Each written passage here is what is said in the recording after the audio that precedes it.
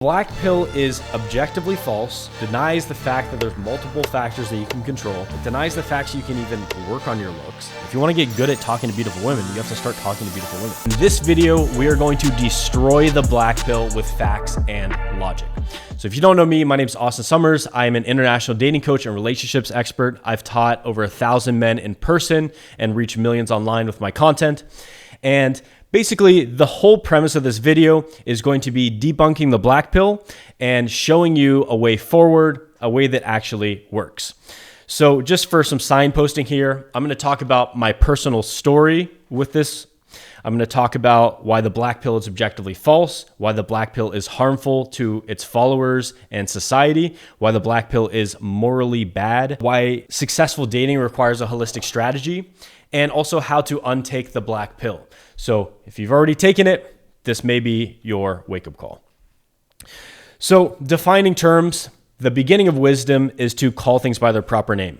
So the black pill is an ideology that views genetic physical attractiveness as the sole determinant for success in dating and relationships. It views effort, self-improvement, or personality changes as futile in overcoming that perceived disadvantage. And it views one's position as fixed and unchangeable and predetermined. It's a combination of genetic determinism, existential nihilism, social defeatism, and philosophical fatalism combined into a palatable, easy-to-swallow pill. Now, I want to distinguish this. Black pill is not simply acknowledging that looks are important. Ask anyone in society, we all understand that looks are important. Where we differ is that the black pill goes way beyond that, insisting that your genetics alone determine your success or failure, and there's no personal improvement that you can make. It's all futile. Just give up. It's over. It's not simply acknowledging that looks are important. That's not what the black pill is. The black pill goes further. And it's not merely pointing out that dating can be tough. We all have experienced some tough times in dating. Even the most attractive people have struggled to attract the girl that they want, to keep the girl, to have a fulfilling relationship in the long term. This is a very, time intensive and effort requiring thing. Successful dating is an outcome resulting in a fulfilling long-term relationship. And holistic strategy is basically a comprehensive approach to that dating, and we'll get into that later. So why am I making a video on this? If you guys know my content, you know I'm very pragmatic. I'm focused on getting you guys the best results in the shortest amount of time, and I'm very pragmatic with my approach. So why am I talking about this idea? Well, going back to like 2014, when I first appeared on YouTube with my old channel, Honest Signals, comments that would come under my videos would be like, oh man, this is inspiring. Oh, that's cool to see you do it, man. I want to try the same. Oh, I'm going to use that open. I'm going to use this. Oh, this really makes me want to get out there. Oh, I just tried this. It was awesome. In 2020, 2021, it started to be more comments that would be like very sad and self-hating. They'd be like, man, this won't work for me because X, Y, Z. And then I started seeing more and more comments just referencing like this fatalistic mindset. And it's about time that I just stood up against bad ideas and did a deep dive in this. So I spent about the last week and a half just going it through different debates on this, going down into the research, going to evolutionary psychology. We got some books here that will reference in this. And I realized that I'm not going to sit idly by while these bad ideas are slowly destroying people's lives, keeping them imprisoned in like these belief system coffins that make them lose years of their life. I'm not going to sit idly by while these nefarious ideas like destroy people. So I'm going to take a stand, and this will be the best video on YouTube for this topic. And I'm coming at it from a very logical perspective. Toward the end, we'll get into more of the therapy side of things, how to get out of this, but I want to just hit this straight on in the logical part of it because black pill is objectively false. And I want to first start with a personal anecdote of mine. So I had a very rough adolescence. I had a pretty good childhood, but around the time I was 12, my mom passed away. My stepdad abandoned me. I didn't have the most supportive father. My sister was always outside the house. I was kind of constantly alone. I developed an addiction to porn like very early on. And then all that kind of like shame and depression and stuff kind of just boiled in me. And I got into a pretty deep depression for most of my teens. And I was very repelling to girls in a dating context. Toward the end of my like severe depression, I had some female friends, but they only saw me as a friend. And I started to develop this idea that I would never get a girl. And the thing I want to point out to you here is that like at that point in my life, 18, 19, when I was unsure, I didn't have a lot of experience. I didn't really have an older, mentor to show me the ropes in my dating life. I was kind of lost, and I was so fortunate that the content on YouTube at that time was so focused on self-improvement, game, getting shit done, meditation.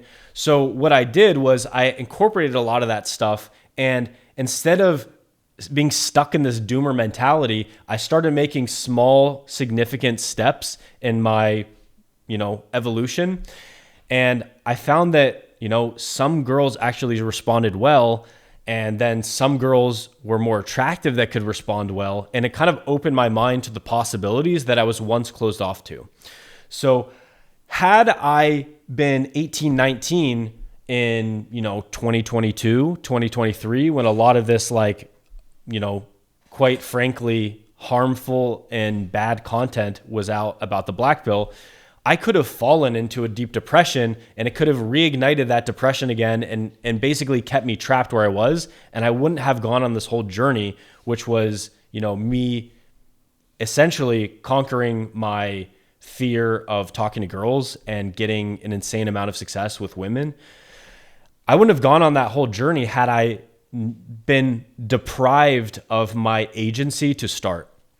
And so I don't want to go too much on that story, but if you want to know more, I have a whole thing. I'll link it here in the iCard, a whole podcast on it. But yeah, so starting from that point of view, it's like, I want that for you guys. I want for you guys if you're feeling this way, if you're feeling that place of maybe resentment or self-hatred or feeling like you're not good enough, I want this to be the first touch point you have on that, so that you actually have a good, fulfilling life.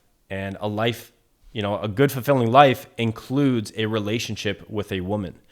So hopefully I will be able to convince you guys to take the not being a retard pill. I don't know what to call it. But yeah, so basically, my first point here is that the black pill is objectively false. So this isn't my opinion. This isn't a debate, a discussion. It is objectively false. So the black pill, this idea that you cannot change anything about your appearance, your looks, your attractiveness in general to women, and the fact that you think, and the idea that your entire attractiveness to women is based upon your looks, is completely false. So, subpoint A. The black pill is disproved by evolutionary psychology. So the book right here, this is called Evolutionary Psychology by Dr. David Buss. This is the most cited psychologist in human history outside of Freud.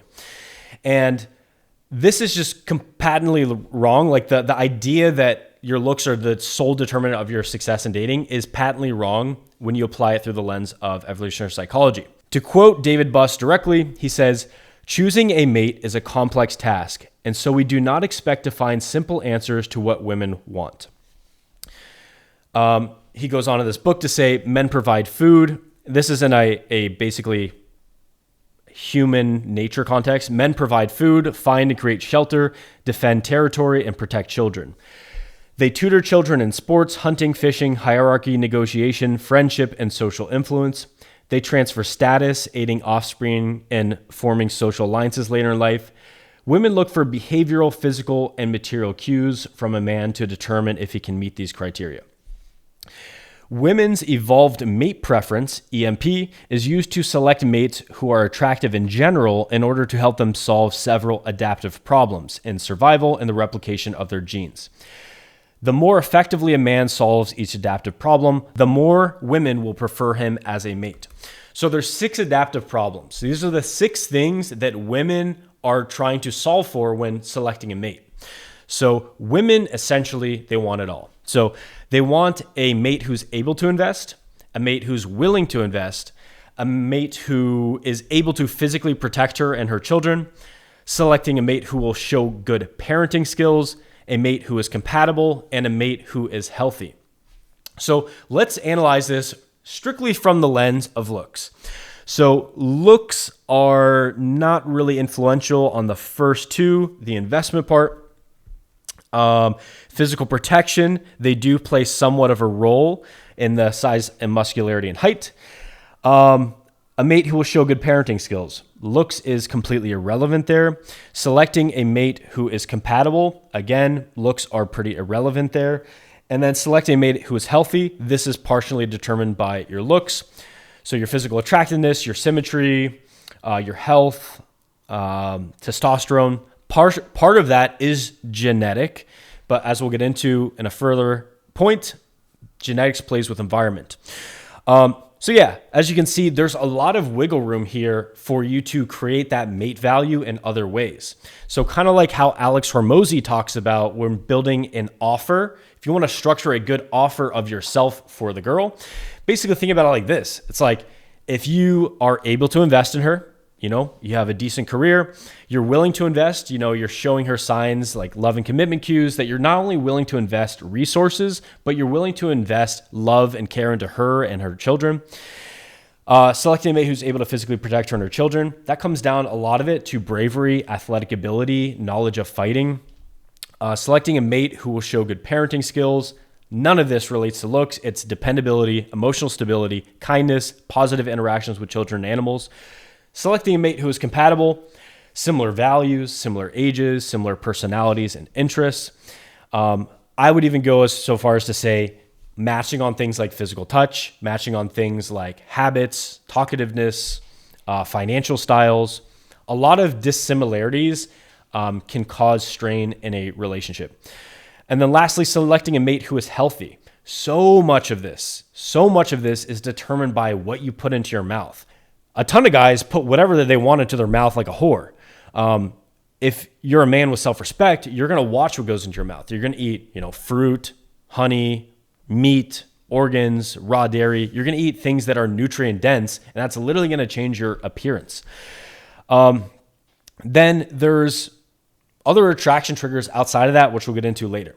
But from the implication here is that from an evolutionary psychology standpoint, Black pillars ignore the strong role of environment, behavior, and social context. They miss all the other attraction triggers listed here that can provide a lot of that mate value, and that has been proven by Dr. David Buss in his 37 culture study around the world. So please keep in mind that you might have an N=1 experience, but if a guy is going out researching 37 cultures, that's more than one person, that's a culture. So if he's studying 37 cultures and finding these 6 similarities between all 37 of those cultures, it should give you at least a pause, a room for thought. Let the narcissism die down for just a second. Let that die down for a second, and keep in mind that the smartest evolutionary psychologist in human history has studied that in 37 cultures. So to literally argue against that point of view, and by the way, he's not alone in this. If you research any evolutionary psychologist, they would get laughed out of the profession by saying that looks are the only thing that matters. Subpoint B, black pill is disproven by biology. So in biology, there's a method called the comparative method. And what this is it's used to explore the similarities and differences among related species to reveal common patterns in behavior and reproduction that provide insights into the factors that drive mating success. So humans are primates, right? So they're not immune to this. As a human, you're an animal. So there are 6,400 species of mammals, okay? We're mammals. There's no known species of mammal that relies exclusively on physical appearance. To make the leap that humans are the only animal to care about physical looks would be quite a leap and would require an insane amount of evidence. However, traits such as dominance, social status, resource acquisition, and behavioral displays are consistent across the animal kingdom, specifically and particularly in our own primate relatives. So So here's the evidence we get from mammals. In mammals, females invest heavily in offspring through pregnancy, nursing, and often prolonged care. That means that when the female is taking care of the offspring, she needs certain things from the males. So what does she need? She needs access to resources. She needs a man that can actually do some of the raising with her. She needs, so that's parental investment, paternal investment specifically. And then in other species, it's very important for the social skills, the social status of her male counterpart to bestow that status onto her offspring. And let's now talk about primates. So we are in the order primates, and that includes us, humans. And mate selection becomes even more multifaceted when you go from mammals to primates, because primates, they're very focused on complex social cues of status. If you watch anything on chimpanzees, bonobos, you know this. The two most closely related species to humans are chimpanzees, where females prefer high-ranking males who show dominance and share resources. And then bonobos, those females are more attracted to males that are cooperative and affiliative rather than the aggressive ones. And they tell this through behavioral cues. They tell this through signs of social status that the other males are giving off. And now, looking through the biological lens of paternal investment. In species with shared parenting, such as wolves or beavers, females prioritize mates that demonstrate parenting ability and resource provisioning. And the more paternal investment that is required, that means the more of a fatherly role that the male provides, the more mating strategies will evolve in evaluating traits like caregiving ability and willingness, resource provision, emotional stability, and long-term commitment indicators. So basically, to say that plainly, the more that a fatherly role has to be played, women are going to kind of judge and screen for a good father qualities in that mate. So, so they're going to prioritize the behavioral traits when selecting a mate. And to put this into perspective for you, of the 505 primate species, humans rank as number one for paternal investment. And of the 2.2 million species on Earth, humans rank in the top 15. This indicates that humans, female humans, are going to place a huge emphasis on the behavioral cues that men are giving off in terms of their fatherly qualities. How are they going to be in investing as a father for my offspring? And to take this a little bit further, I was in a debate recently on this, and the guy was trying to claim that fathers don't play a role in raising children, and it's ridiculous. So just at a very, remember this whole thing I'm giving you is the most objective science that exists. So I want to be very objective, not just my opinion. What is the objective fact? So fathers provide emotional stability, and this lays the foundation for healthy relationships later in life and mental well-being for their kids. They teach discipline and responsibility. So they basically model the importance of hard work. They keep you accountable. They show you that you can persevere through difficult things.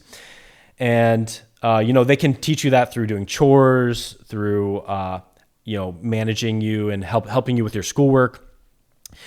And ensuring safety and security. So just a father around makes you feel more protected.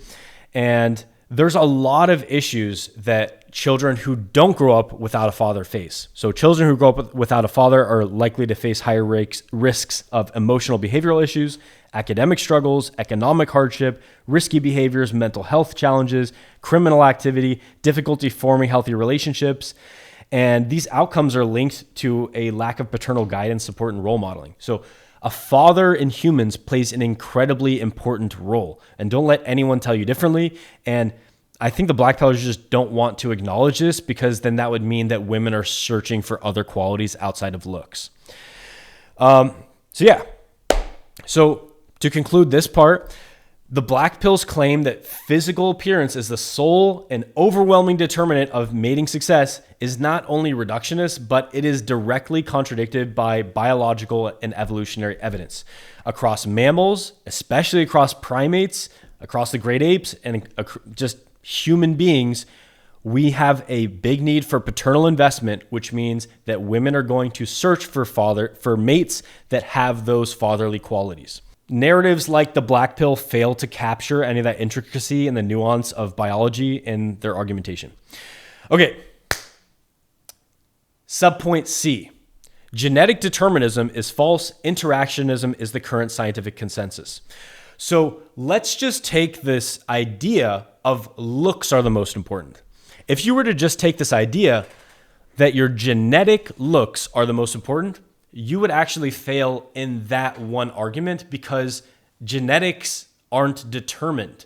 They are in a constant interaction with environmental factors. There used to be this idea of a debate between nature versus nurture. That debate is no longer. The consensus in science, the prevailing view is that at every stage of development, the environment plays a role in developing that person. So leading scientists reject genetic determinism. The main evolutionary psychologist, David Buss, the main behavioral geneticist, Robert Plomin, and the psychologist, Eric Turkheimer, who studies gene-environment interactions. All these guys, they reject genetic determinism. So the scientific consensus is that genetic determinism, the idea that genes alone determine human behavior, traits, or outcomes, is overly simplistic and false. Instead, the prevailing view is interactionism, which emphasizes the dynamic interplay between genetics and environmental factors in shaping appearance, behavior, and development. And the really interesting part of this is that environmental inputs continue to influence gene expression even in older adults, showing that nurture never stops influencing the outcomes. So this process continues throughout life. If someone exercises, maintains good nutrition, manages sleep and stress, invests in grooming and style, they can look dramatically different than someone with the same genetics who neglects these areas. And as you're seeing on screen here, like just changing one factor, like your acne, quitting alcohol, or getting into the gym and lifting weights can have massive effects. And imagine if you leverage more than one of those, how much different that you would look. I've asked everyone this question. If a guy doesn't really try, and let's say he's a 4 or 5, if he really tried and he maxed out his aesthetics in every category, what increase could he have? I've heard everything between 2 and 5 points. I'm going to say right now, I think 5 points is a bit ridiculous, but keep in mind, if you're very obese, you can look like a completely different human being if you shed 100 pounds. So, and then if you're not overweight or obese, there's still significant changes you can make. And almost every single person I ask says about 2 points in difference. And look at these changes for yourself. Look at the transformations on screen for yourself. So while genetics do lay the groundwork, environment can significantly tilt the scale, making up to 30 to 50% of how physically attractive you are perceived. And this isn't my word for it. Look at the studies. So yeah, even with just one lifestyle change, you can have a night and day difference. So imagine a complete aesthetic upgrade. All right, next we have D, disproven by history. So evolutionary mismatch has made dating more complicated. So that's why we're seeing that, there are more guys that are going without dates. But keep in mind, the 1950s, it was basically a 1-to-1 ratio. And then when you study Paleolithic hunter-gatherer times, it was also a 1-to-1 ratio of men reproducing and women reproducing. The worst time in human history to be a man, to want to reproduce, was the Neolithic period. So that's 10,000 BC to 2000 BC, where 17 women reproduced for every one man. And if the black pill were true, the reason for this, the only reason there could be, was that there was just these elite chads who were just dominating the entire dating market and were taking all the Stacys. However, in reality, it wasn't due to their looks. It was primarily due to an unequal control of resources, meaning that the highest status men could have multiple wives, monopolizing reproductive opportunities. Social hierarchies favored elite males, granting them disproportionate access to mates. Warfare also exacerbated this. However, the primary driver was the social and economic inequality that allowed resource-rich men to monopolize reproductive opportunities in a hierarchy that concentrated that power. So even history shows that looks aren't the main factor for this dating market disproportionate thing. And it was the worst time in human history, 17-1. And it was due to an unequal hierarchy that led to an unequal distribution of resources. So success in dating has always been about more than just looks, and history proves that. Okay, next we have black pill is disproven axiomatically. So this is a big word for just saying on its face. Like you can just sit on your couch at home and disprove the black pill without even pulling up a study or anything. So ugly people exist. That means that they had ugly parents who formed relationships and reproduced. And that means that dating success, i.e. getting into a fulfilling relationship, is not solely dependent on physical attractiveness. So I don't necessarily have a gripe against people saying like, you know what, I'm asexual. I don't want to fucking engage in the dating market whatsoever. What I have the biggest gripe with is someone saying, I'm average or slightly below average looks and I can't get a girl. Like it's a ridiculous statement. Now we're going to get into later how you should validate those emotions. But right now in a logic headspace, you can understand that there are many ugly people that exist. They had many ugly parents. So a very common coping strategy is denying counterexamples or dismissing them as exceptions. And this is not just I'm not going to say like, hey, here's one ugly guy and he got a girl who's like decent. No, what I'm going to use to prove to you is that I don't have to bring up one counterexample. I can bring up the fact because if I bring up a counterexample, a common coping strategy is to dismiss counterexamples as exceptions. So if you define being ugly as 1.5 standard deviations below the norm of attractiveness, below the mean, that means that there's 6.68% of the population of Earth is ugly.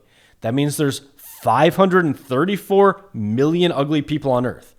So if you think it's over for you, keep in mind that there are even just like, let's say the mean, there are 2 billion men below that mean. So are all 2 billion of those men going to die off? What about the 2 billion women under the mean? Are they going to die off? So I put 2 billion men here and 2 billion women here into a society. Are they going to interact in some way? So I think you can start to see that this idea is preposterous, that it's over for you. So yeah, the fact that millions of ugly people have relationships and kids shows you that dating success isn't just about looks.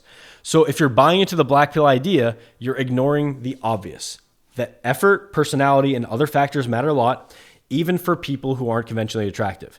At the bare minimum, you have to accept that ugly people can meet other ugly people. So a black pillar's basically, if you're listening to this and you feel like you're ugly, your own existence disproves your ideology. Like if you believe you're not attractive enough to reproduce, yet your own parents, who you're made up of their DNA, found a way to do it and they were able to reproduce, it's kind of silly, right? I want to make two other points on this. One is it's a self-fulfilling prophecy bias. Now, this is a legit bias, and what it is if you say something that makes the fulfillment of that more likely to happen, you are influencing its occurrence.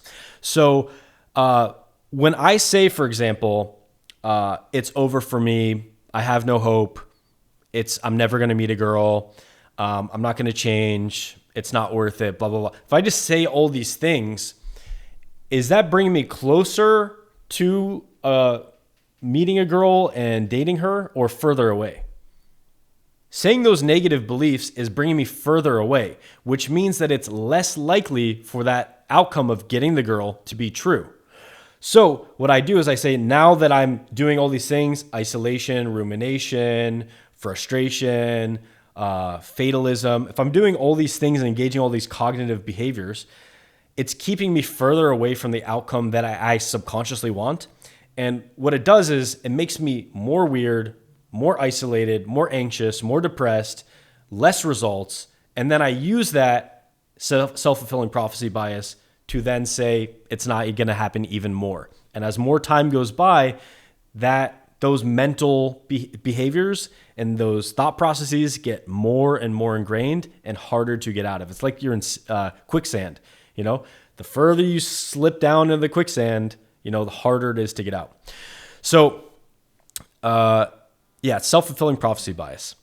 It ironically ensures that your own fears will come true. So we'll get into how you can change this afterward. The last thing I want to bring up is a new point, and it's genes hold culture on a leash. So very often what black pillars will do is they'll say, you know what, Austen, everything you're saying is true. However, it's no longer the case. So the counter argument kind of can be summed up like this.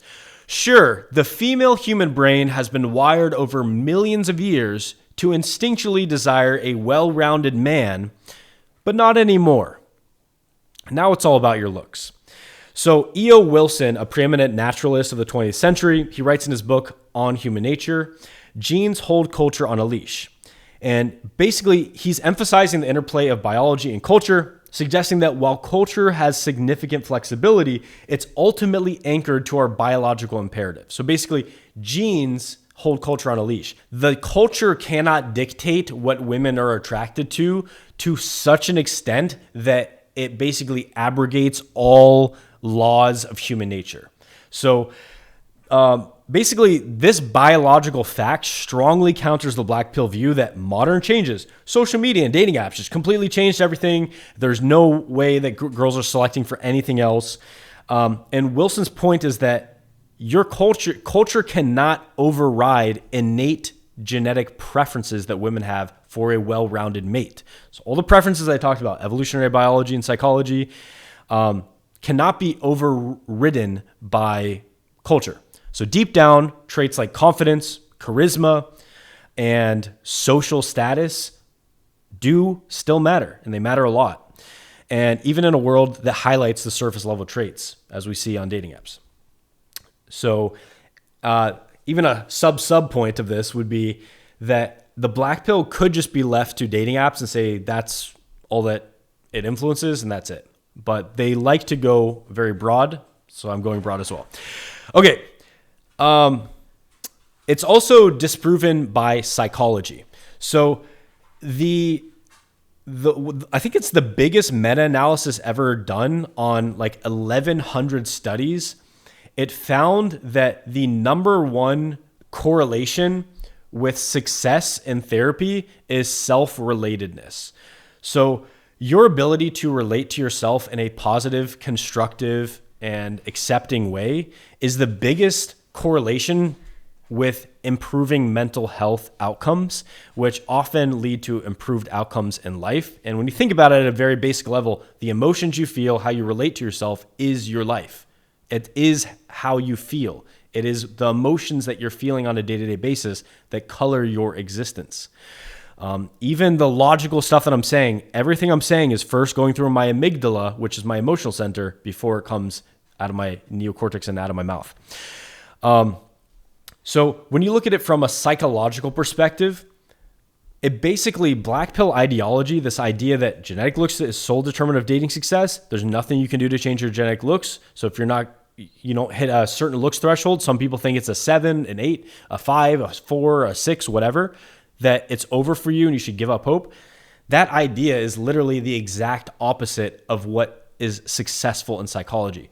A positive form of self-relatedness, cognitive behavioral therapy, seeing the behaviors that are going on in your mind, how your mind is working, and kind of rewiring them in a positive way. ACT therapy, the ability for you to accept things that are going on in your mind, the emotional states, as opposed to suppressing them so that they linger your entire life. It's disproven by psychology. The overwhelming preponderance of evidence, not like here's a random study, No, a meta-analysis of 1,100 studies is saying that self-relatedness is the most important tool for someone to have to improve their mental well-being. Cool. So here's my conclusion for this first section, is that the black pill's claim that physical appearance is the sole determinant of dating success is objectively false. Not my opinion. It is literally a fact. And the overwhelming evidence from evolutionary psychology, biology, history, psychology, and common sense, just straight up logic, a priori in this bitch, shows that all these factors like effort, personality, status, social dynamics, even just a fucking good mindset, play significant roles in forming relationships and achieving dating success. And beyond that, it is possible to improve your looks. This is demonstrated by interactionism. We're going to get into more just like aesthetic, pragmatic stuff later on in this video. But for now, let's leave it at that. And it necessitates a massive leap in logic to believe that the sum total, and it necessitates like a massive amount of narcissism to dismiss the work of the smartest people in science for like the past 200 years and say, yeah, you know, you did that study that like went into 37 cultures around the world, but yeah, I'm just going to like let my Dunning-Kruger effect go wild, and I'm just going to say that I'm the expert, and yeah, it's all looks, bro. Yeah. So you think that like your like emotional reaction is worth more than the sum total of Western science of the past 200 years? It's fucking ridiculous. It's stupid. It's like, that's just what it is. It is stupid. Not saying that you shouldn't validate your emotions. We'll get into that later. And yeah, millions of years of hardwired attraction triggers in women's brains cannot be short-circuited by modern culture. I'm sorry. Sorry I had to be the one to break that to you. Next point, the black pill is harmful. Okay, this is my next section. The black pill is harmful. Bad ideas lead to bad results. So, you know, shit in, shit out. Those who can make you believe absurdities can make you commit atrocities. And you've seen this throughout history. A lot of genetic determinism, a lot of genetic, like pointing people as certain groups are bad because of their genetics, that they should be wiped out.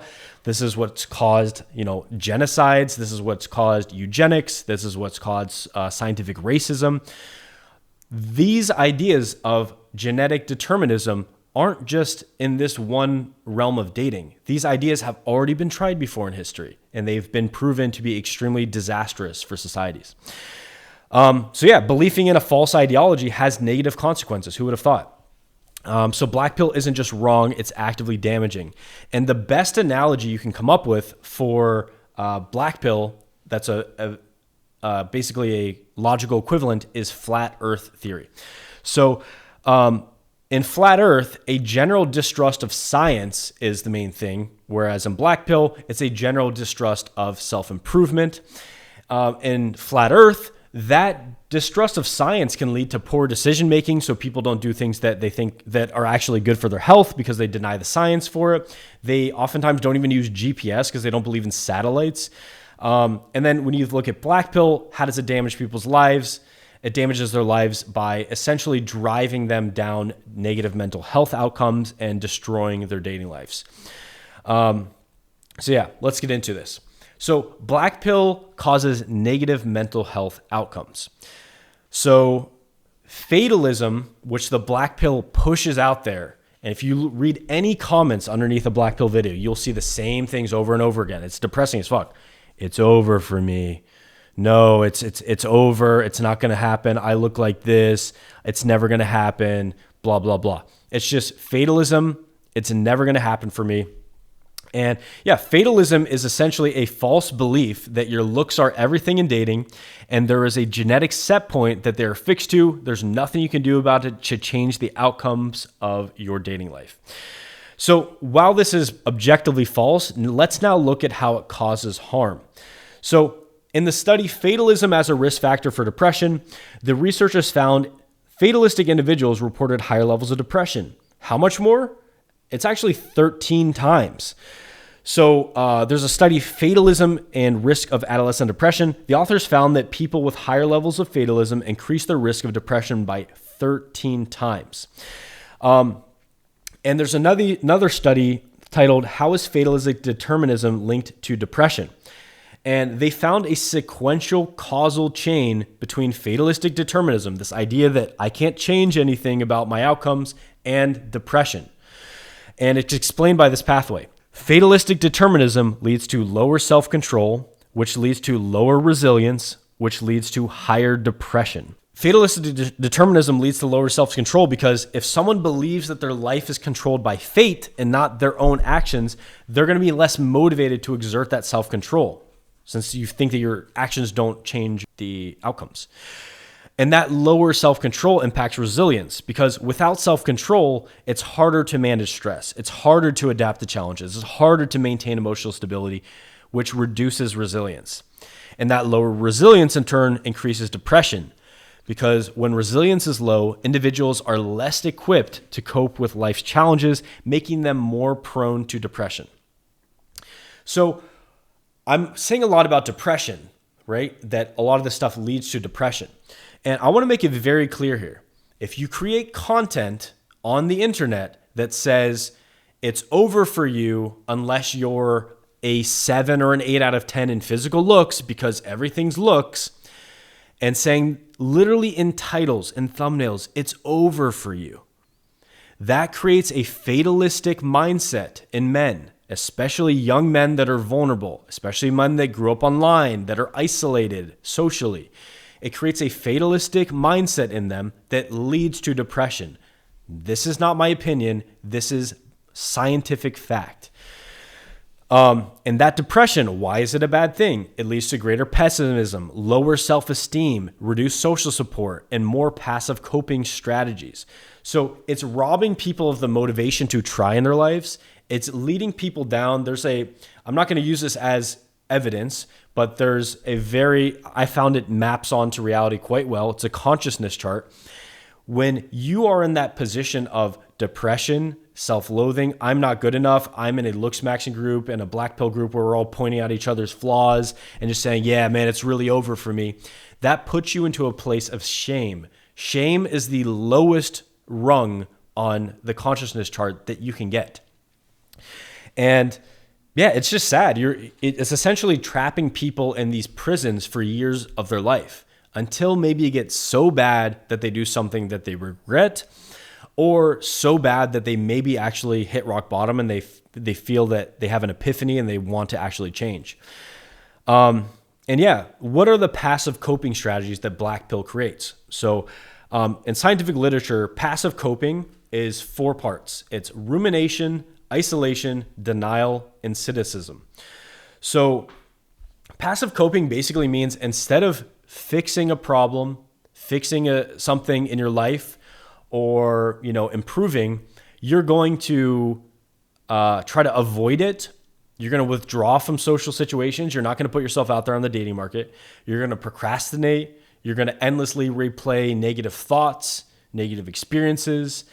And what this is it's called rumination. You're obsessing about negativity. You're obsessing about your flaws and why you're not good enough. And isolation, that part is you're avoiding dating because you'll assume that you'll fail. And denial, refusing therapy, self-improvement, believing it won't help you, and also believing, some people even try things and maybe they fail along the way, not understanding that failure is part of the journey. Each rejection you get is a brick in your palace of wisdom. Each experience, you either win or you learn. You can learn from everything that you do. And then cynicism, masking emotional pain with humor or sarcasm as a way to deflect feelings. And you'll see this a lot. Bro, just take 10 showers a day. Just take 10 showers a day, bro. Like, it's going to change everything. Like, it's mocking and creating a straw man argument for the opposing side and using that humor to deflect away from your own feelings. And the problem is that these coping strategies, and you'll probably see some of them in the comments below. And if anyone writes any of these strategies down below, ruminating on their flaws, it's over, don't believe him, blah, blah, blah, blah, blah. I want you guys to write this beneath them. say, bro, you're coping. You're ruminating. You're focused on isolation. You're denying. And you're focused on cynicism. That is literally coping. That is the definition of coping.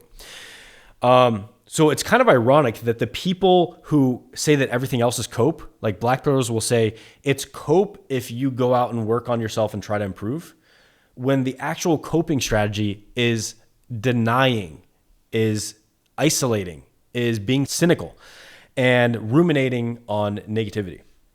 So another study in this shows that depression and hopelessness increase the following: suicide ideation by 96%, suicide attempts by 63%, and suicide death by 33% increase. So it's not just that these ideas are objectively wrong. It's that these ideas are creating fatalism, leading to depression and hopelessness that cause horrible outcomes. And if you're someone who's actually thinking about this, keep in mind that like it's crucial to reach out to someone, friends, family, mental health professional, contact the crisis hotline immediately. Like, you're not alone in this.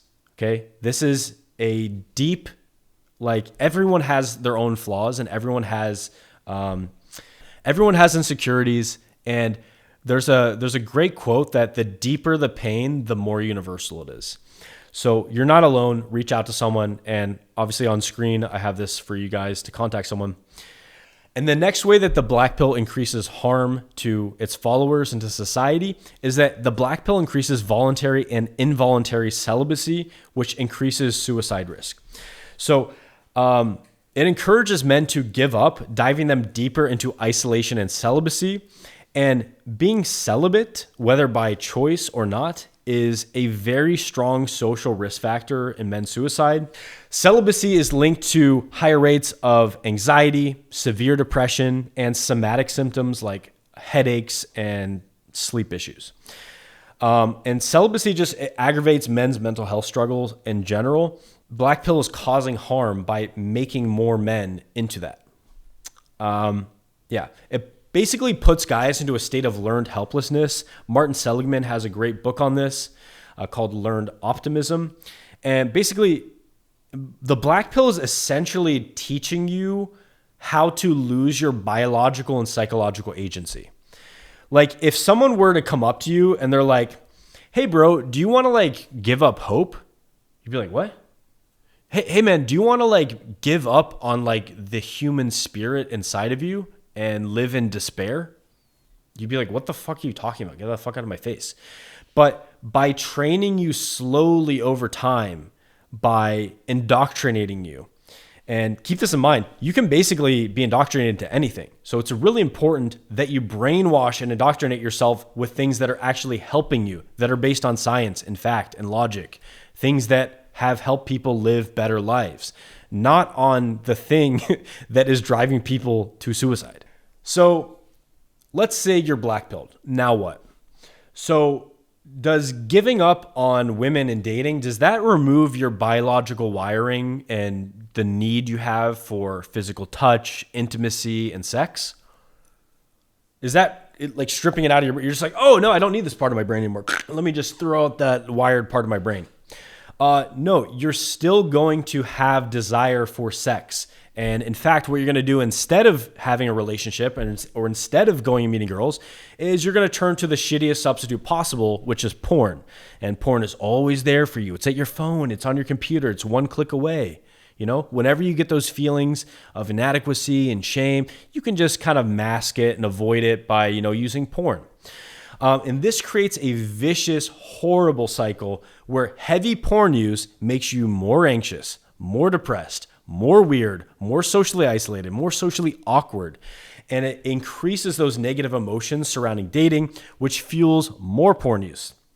So it's this like negative cycle where the heavy pornography consumption fosters frustration and disconnection, reinforcing the negative worldview common in the black pill space. And both from research and personal experience, it shows us that porn users dislike their lives more, they have worse relationships, they experience more sexual dysfunction, and are far less sexually satisfied. And yeah, ignoring the purpose of these biological drives doesn't eliminate them. So without a proper strategy for your dating life, you're just going to end up jerking off to porn, and you're basically going to amplify your suffering, and you're going to amplify the feeling of being alone.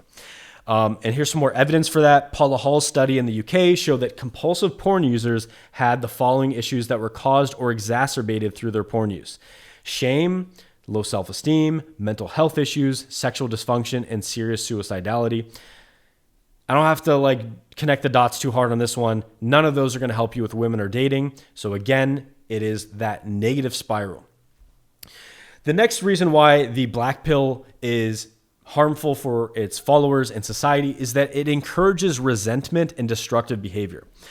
So encourages that victim mindset. And by framing yourself as a victim, it is the most disempowering position to be in. It's like victim versus oppressor mindset is it's just cringe.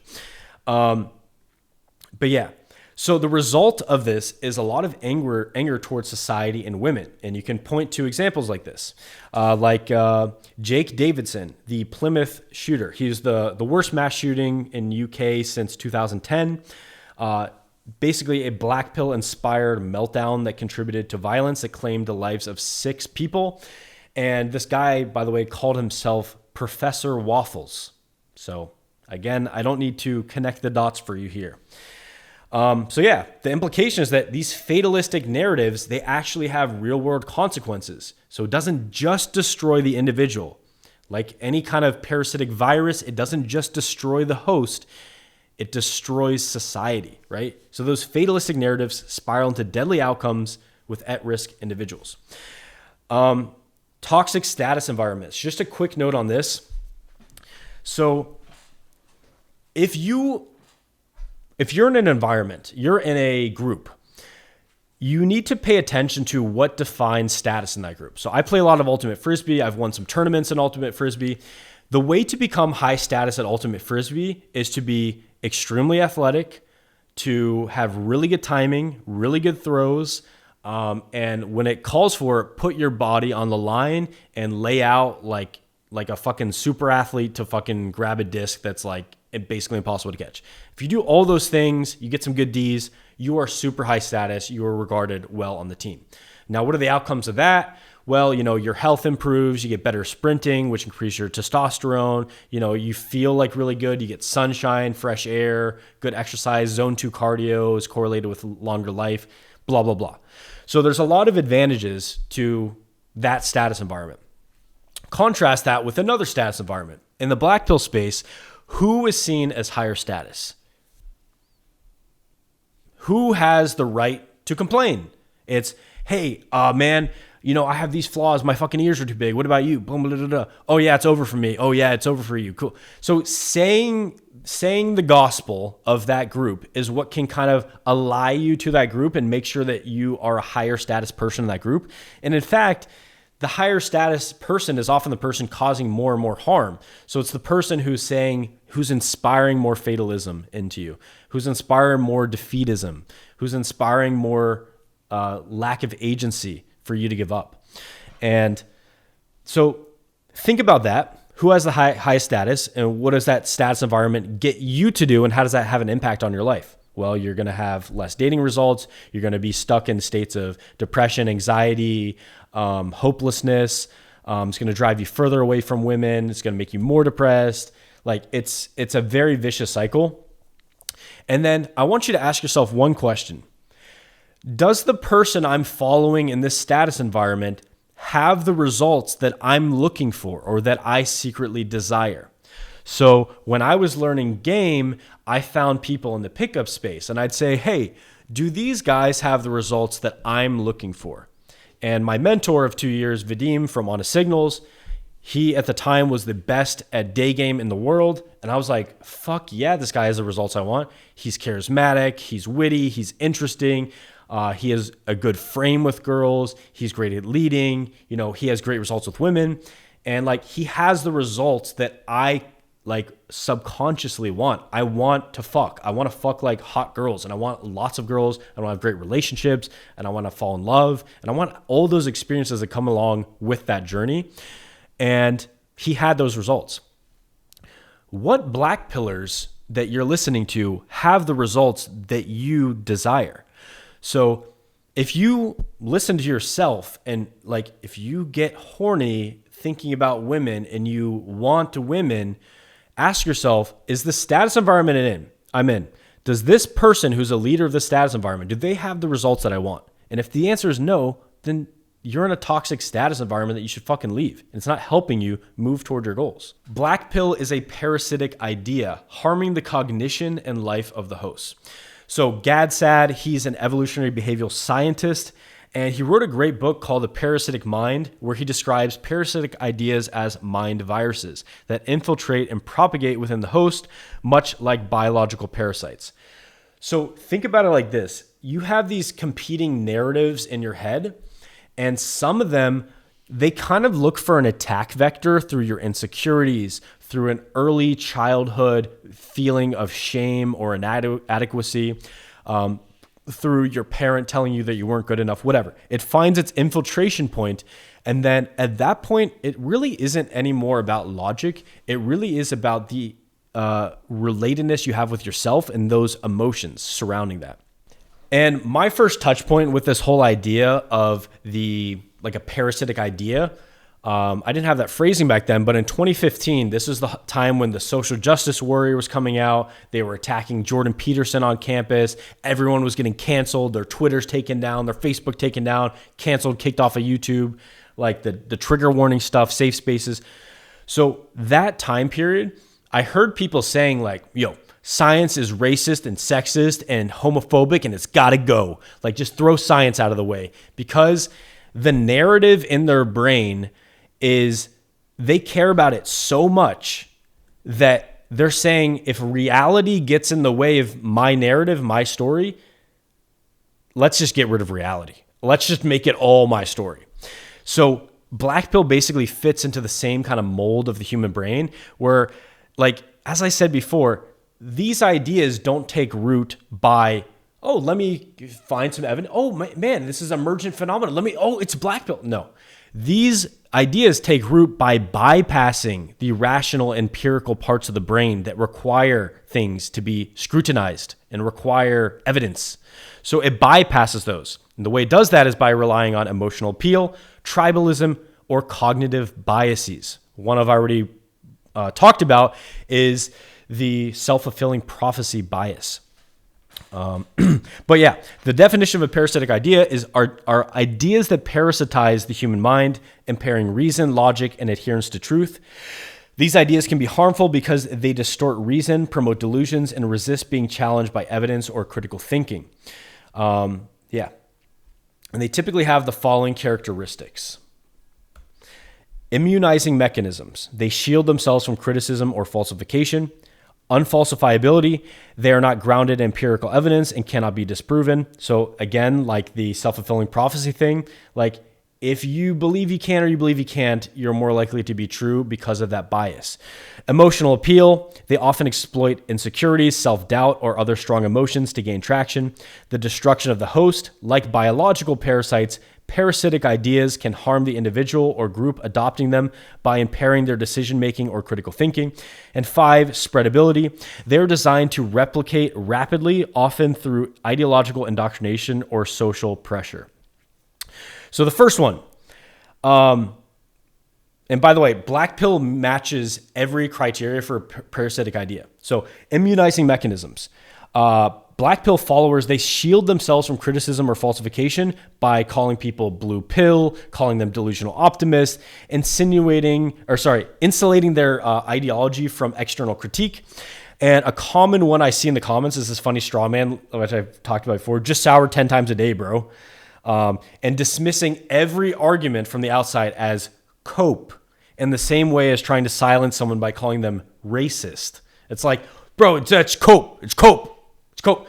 Saying cope is a really easy thing to do. It's 4 letters and it requires no self-analysis. It requires no understanding of your emotions, no acceptance of your emotions. It requires no understanding of evolutionary biology, psychology, or just psychology in general. So it's really easy to say that to insulate yourself and keep that warm blanket of excuses around yourself. But it's actually harder to engage with the content, which is what I'm doing now. And keep in mind, there's almost no one that's done this content. So if you guys are this far in the video, haven't left a like, drop a like. Even if you're a black pillar, drop a like, because I'm actually like putting an effort and debating your ideas. So immunizing mechanisms, unfalsifiability, they're not grounded in empirical evidence and cannot be disproven. So success stories from ugly guys or average guys are just dismissed as exceptions or irrelevant. That evidence doesn't count. I'm unfalsifiable. The next one is emotional appeal. They exploit insecurities, self-doubt, or other strong emotions to gain traction. This targets feelings of despair, frustration, and injustice, especially among men who feel unsuccessful in dating. Physical isolation increases this vulnerability, cutting off individuals from alternative perspectives or support systems together. So you can kind of think of like someone sitting there, they're posting on a group like, this is the reason why I'm not good enough. Other people are posting why they're not good enough. And these emotional ideas kind of just Dr. K had a good video on this where he just said it's like being in a room with a bunch of people that are all just farting and your farts are just stinking up the whole room. It's like it's good to kind of vent a bit. It's good to address your emotions in a place where those can leave, but it's not good to do it in a way where you're constantly triggering other people to feel the same emotions and pointing things out again and again and again. So this creates like an emotional social isolation feedback loop of hopelessness and self-victimization. Destruction of the host. Like biological parasites, parasitic ideas can harm the individual or group, adopting them by impairing their decision-making or critical thinking. And again, we've seen this denial of like biological fact, evolutionary science, impairment of decision-making, critical thinking. So yeah, black pill ideology can lead to learned helplessness, social withdrawal, and even destructive behaviors. It discourages personal growth, self-improvement, or seeking meaningful relationships. And I'm going to touch on more of the destruction in following points. And yeah, the 5th one is spreadability. So they're designed to replicate rapidly, often through ideological indoctrination or social pressure. So you can think YouTube videos, Discord servers, Reddit. This ideology can just kind of amplify these feelings of inadequacy. And again, that leads to the emotional appeal. So they're always looking for that emotional target that they can go for, that attack vector. And yeah, so black pill matches the characteristics of a parasitic idea perfectly. The opposite to a parasitic idea is a beneficial idea. So a beneficial idea is grounded in evidence and reason. They are adaptive for individuals and society. Basically, that means encouraging positive things in society. Beneficial ideas are open to criticism and refinement. So do you think I've refined my content over the years? Yes. When I get access to new information on therapy, on game, on fucking psychology, I implement that into my coaching and I implement that into the videos of my course and I teach that. So I'm not in this fragile echo chamber where if you say this new idea comes out, I'm like, oh no, my worldview is crumbling. No, I say, how can I adapt to that? How can I take that and integrate it into what I'm already doing so that people get results even faster? And then, yeah, promoting agency and empowerment and spread through positivity and utility. And the utility is an important one. When you think about it like this, black pill, if you subconsciously or consciously want women in your life and you're engaging a black pill ideology, it's non-util. It is anti-utility. It is getting you further away from what you actually want. Cool. So the next thing is that the black pill hijacks your RAS. Okay, so this is a fun one. If you watch this far in the video, you're probably like locked in. So the black pill is a flat earth of dating. Flat earth dismisses it. So there's 3 main characteristics here. One is oversimplification. Second is echo chambers and dismissal of evidence. This would be called confirmation bias. And the third one is cynicism and appeal to frustration. So oversimplification, flat earth dismisses centuries of scientific proof, insisting the earth is flat. Black pill dismisses centuries of scientific proof, insisting looks are the only thing that attracts women. Echo chambers and dismissal of evidence. Online communities, black pillars congregate in Discord servers, subreddits, and YouTube, reinforcing their defeatist beliefs. Flat earthers are on similar platforms that engage in those insular communities for that mutual reinforcement, kind of that religious indoctrination. And then cynicism and appeal to frustration. Flat earthers, they're cynical of established scientific consensus and scientific institutions, and black pill is cynical about self-improvement, seeing it as futile. So it's kind of interesting. They're like very good correlations. They're kind of mirrors. Okay. The next reason why the black pill is bad for its followers, and kind of harms its followers, is that it hijacks your RAS. Your RAS is your reticular activating system. This is your selective focus. So at every point in your life, you are not taking in all the information present. You are selectively focusing on certain things. And what the black pill does is it puts your selective focus on things that you can't control. It puts your selective focus toward frustration, towards feelings of inadequacy and self-attack. And it basically makes you disempowered. And here's a great example of that is how you use the power of questions. So we all have recurring questions that are going through our minds. And if you look at this, a lot of black pill questions would be like, why am I not good enough? They would say like, when will I be good enough for someone to love me? When will I have permission to love myself? If you really drill down to it, think about the last time that you were rejected, the last time that you had some failure, and what were the thoughts that were looping in your head?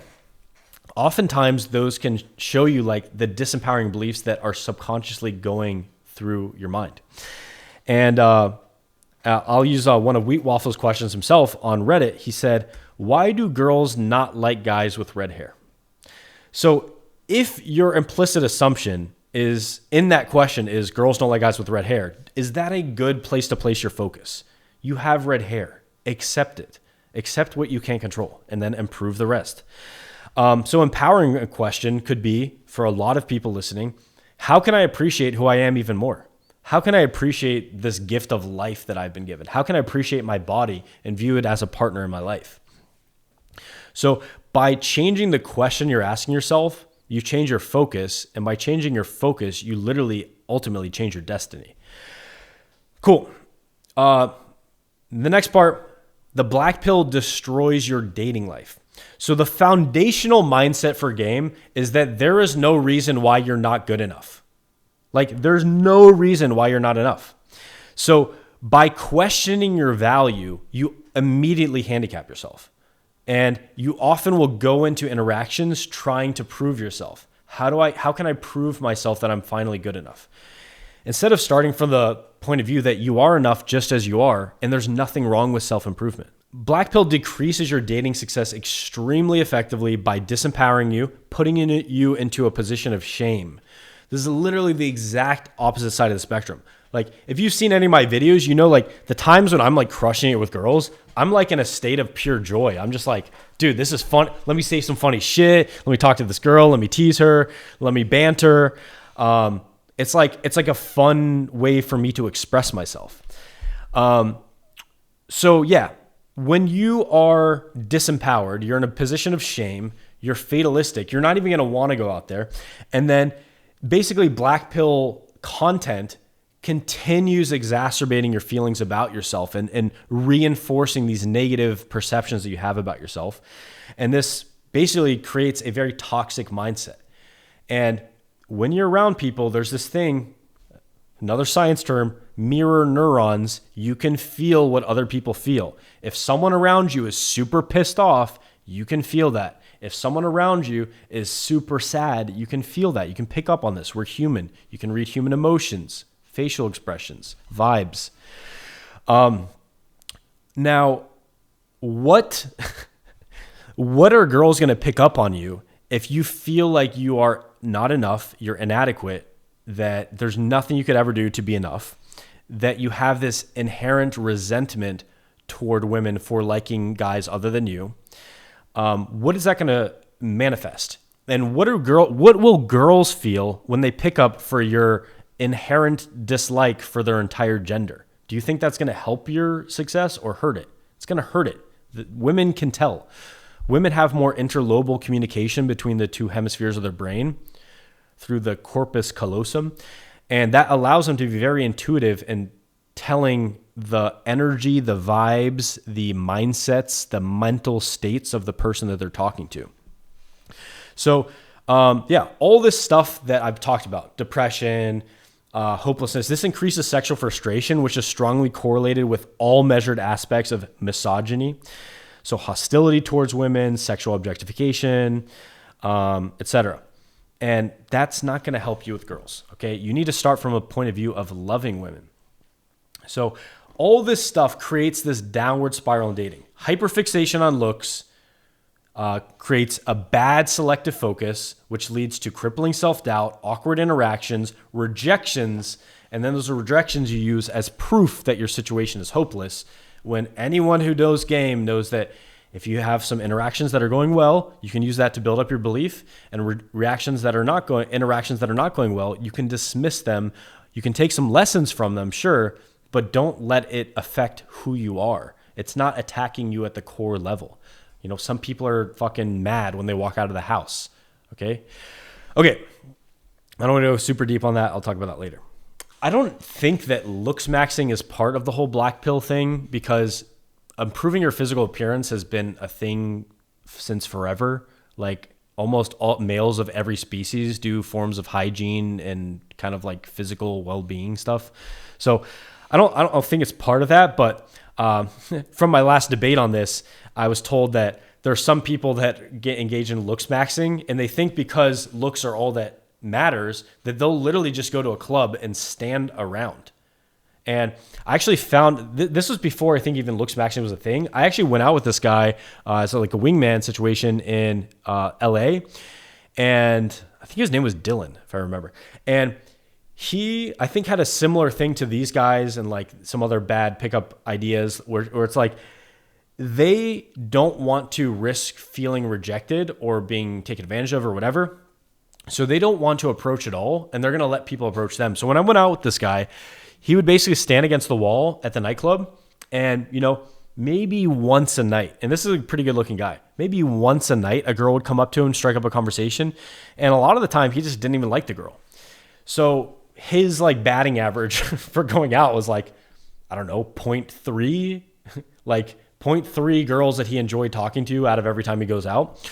Whereas my strategy was, I'm going out and I'm going to be proactive. I'm going to approach a bunch of girls, see which ones I like and see which ones I don't like. And then, you know, see who has the good logistics, and then try to pull. And the girls I can't pull, I'll set up dates with and get numbers. So it's not even just like that it's bad for the people that give up. But even if you're a person who's like, yeah, looks matter and it's the only thing that matters, so I'm going to work on my looks, it literally shoots you in the foot, because when you go out, you're not even doing the things that women find attractive, like being proactive and brave enough to approach, being social and confident in conversation.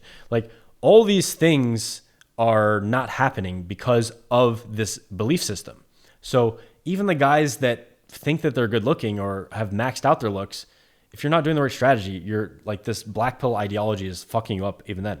So basically my conclusion of this whole part about how the black pill harms you in society is that the black pill is not just factually incorrect, but it's profoundly damaging.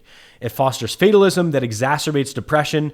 It fuels social isolation, keeps individuals trapped in cycles of hopelessness and passive coping, and ultimately it robs you of your agency and your resilience needed to improve your life.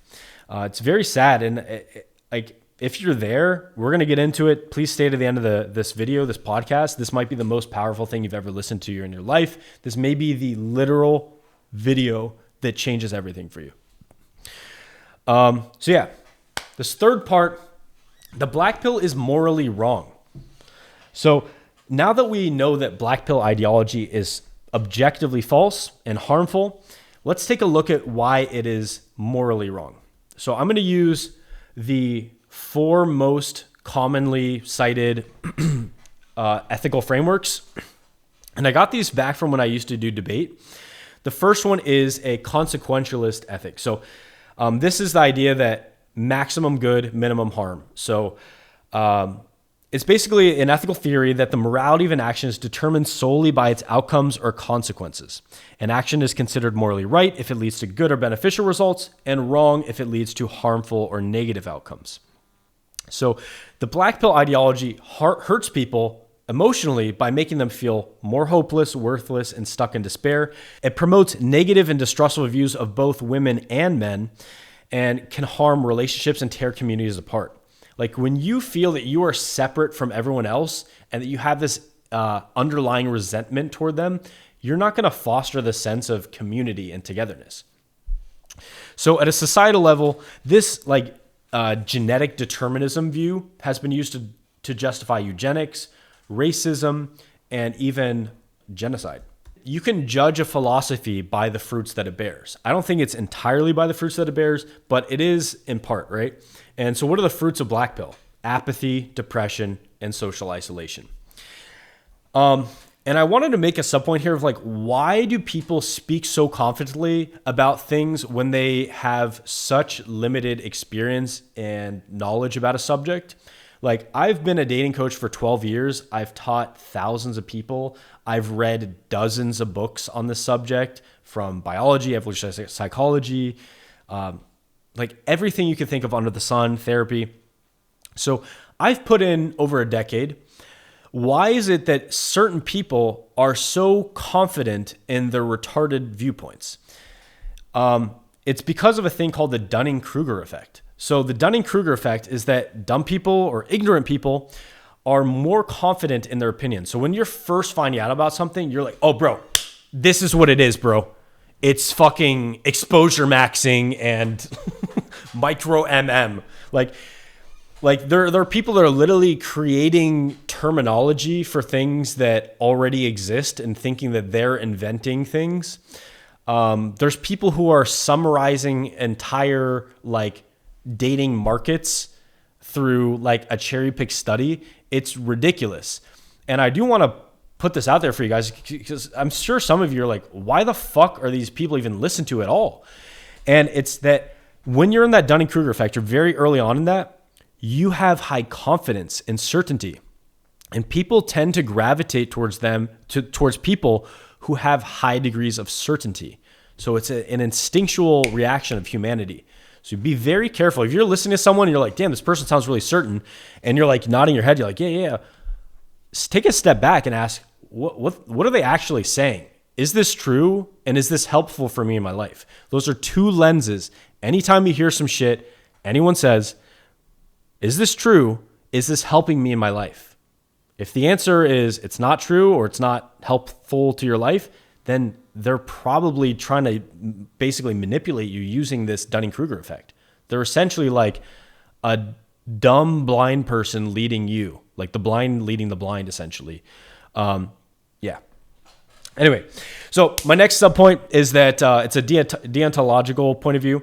This is like universalization ethics. So if an action or philosophy is universalized, you can kind of see the results of it and determine whether it's morally good or morally wrong. So in the case of black pill, if everyone were more insecure, hopeless, critical of others and themselves, what would happen to society? Well, everyone would be passive, nihilistic, apathetic, fatalistic, and that would create more social distrust, alienation, and eventually societal collapse. If everyone thinks it's over for them and no one's making any effort to create relationships, there's no more society. There's no more people. So when universalized, black pill ideology results in an extremely bleak reality. So it fails Kant's moral test and is therefore unethical. The next one, virtue ethics.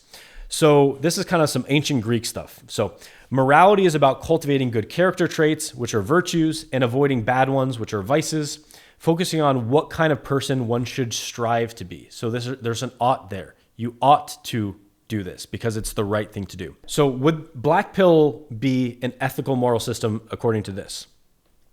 So is it a good character trait to be apathetic and to give up and lose psychological and biological agency of your life. No, that is literally the exact antithesis of cultivating good character traits. Okay, let's move on. I wanted to make a note here on Christian ethics because I know some people out there are going to be Christians. And it is interesting, even if you're not, this is the most influential book in human history, and especially the ethics from it are the most influential. So Black Pill promotes despair, but Christians are supposed to trust in God's plans. Here's what God says: "For I know the plans I have for you, plans to give you hope and a future." Jeremiah 29:11. I know everyone's going to say, dude, God's coping. The next one's on human dignity. Black Pill reduces people to basically physical traits or even numbers, which I think is a really kind of horrible mindset to even have. While Christians affirm that all are made in God's image, so God created mankind in his own image, Genesis 1:27. Redemption. Black Pill sees no change possible, but God offers transformation.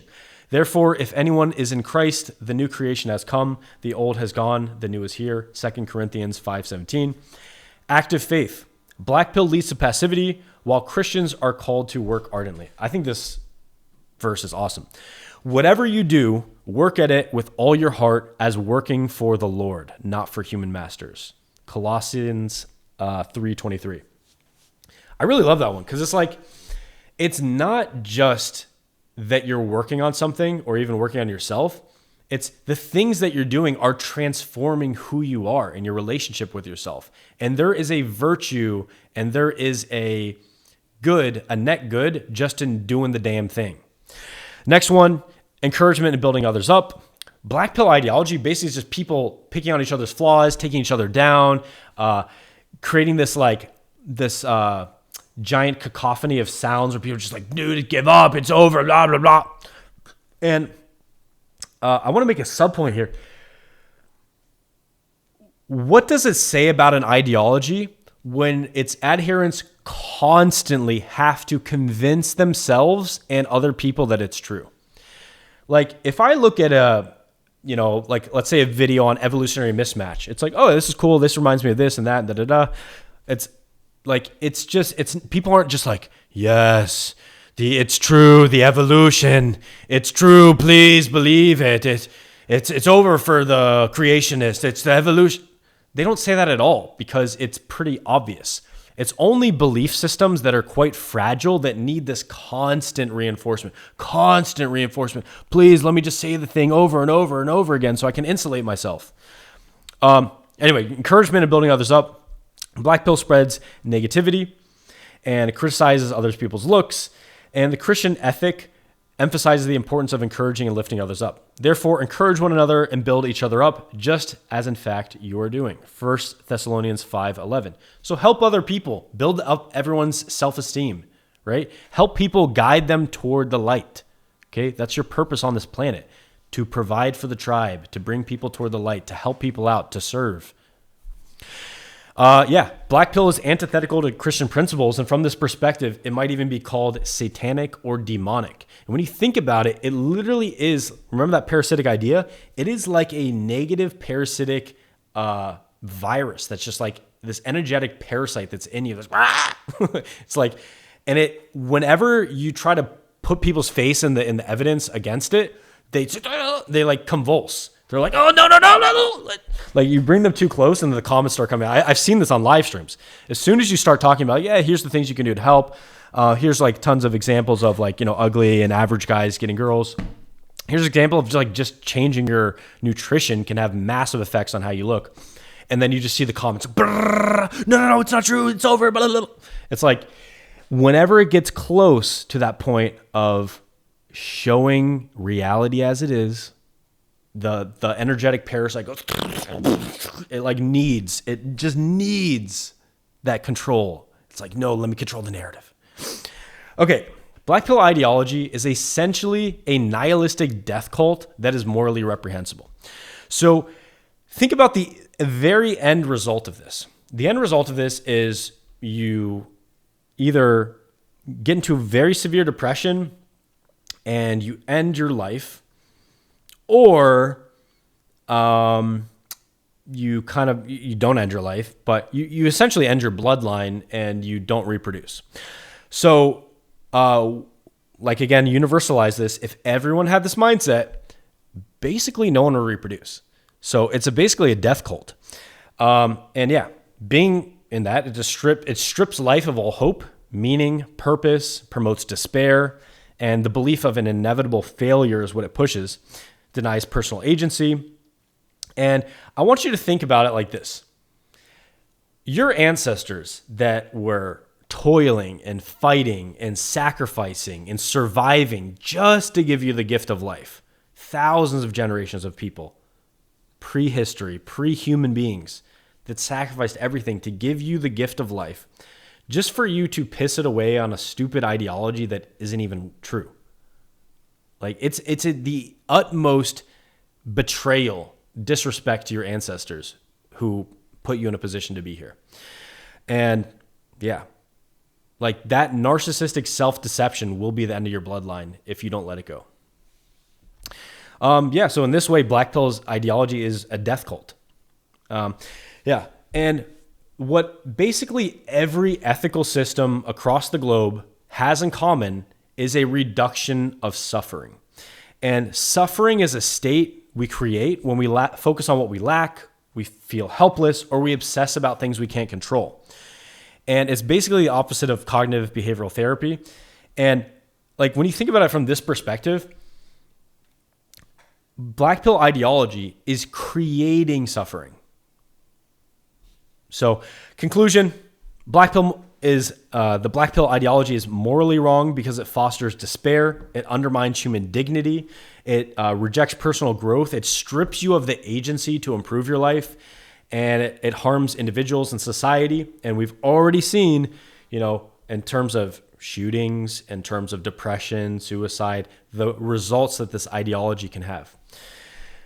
And I think ultimately, the thing for me is just betraying the legacy of those who fought to give you life is just so disrespectful. It makes me disgusted. Okay. So my next part is that successful dating requires a holistic strategy. So going back to that David Buss quote, choosing a mate is a complex task, and so we do not expect to find simple answers to what women want. And I do want to make one other logical point, and it's that in every field, there's going to be people who just say the simplistic stuff, and those people are never the most sought after coaches. They're never the most sought after experts because people who deny nuance are retarded. I'm sorry, bro. It's just if you can't understand nuance, you're not an expert, okay? So successful dating requires a holistic strategy. Successful dating, I've defined as an outcome that is a fulfilling long-term relationship. And holistic strategy is a comprehensive approach to dating that involves optimizing your looks, game, status, wealth, etc. So I'm not going to sit here and say that game is the only thing that matters. You could literally be, physically deformed and be so broke that you're living under a bridge and you're going to start dating 9s and 10s.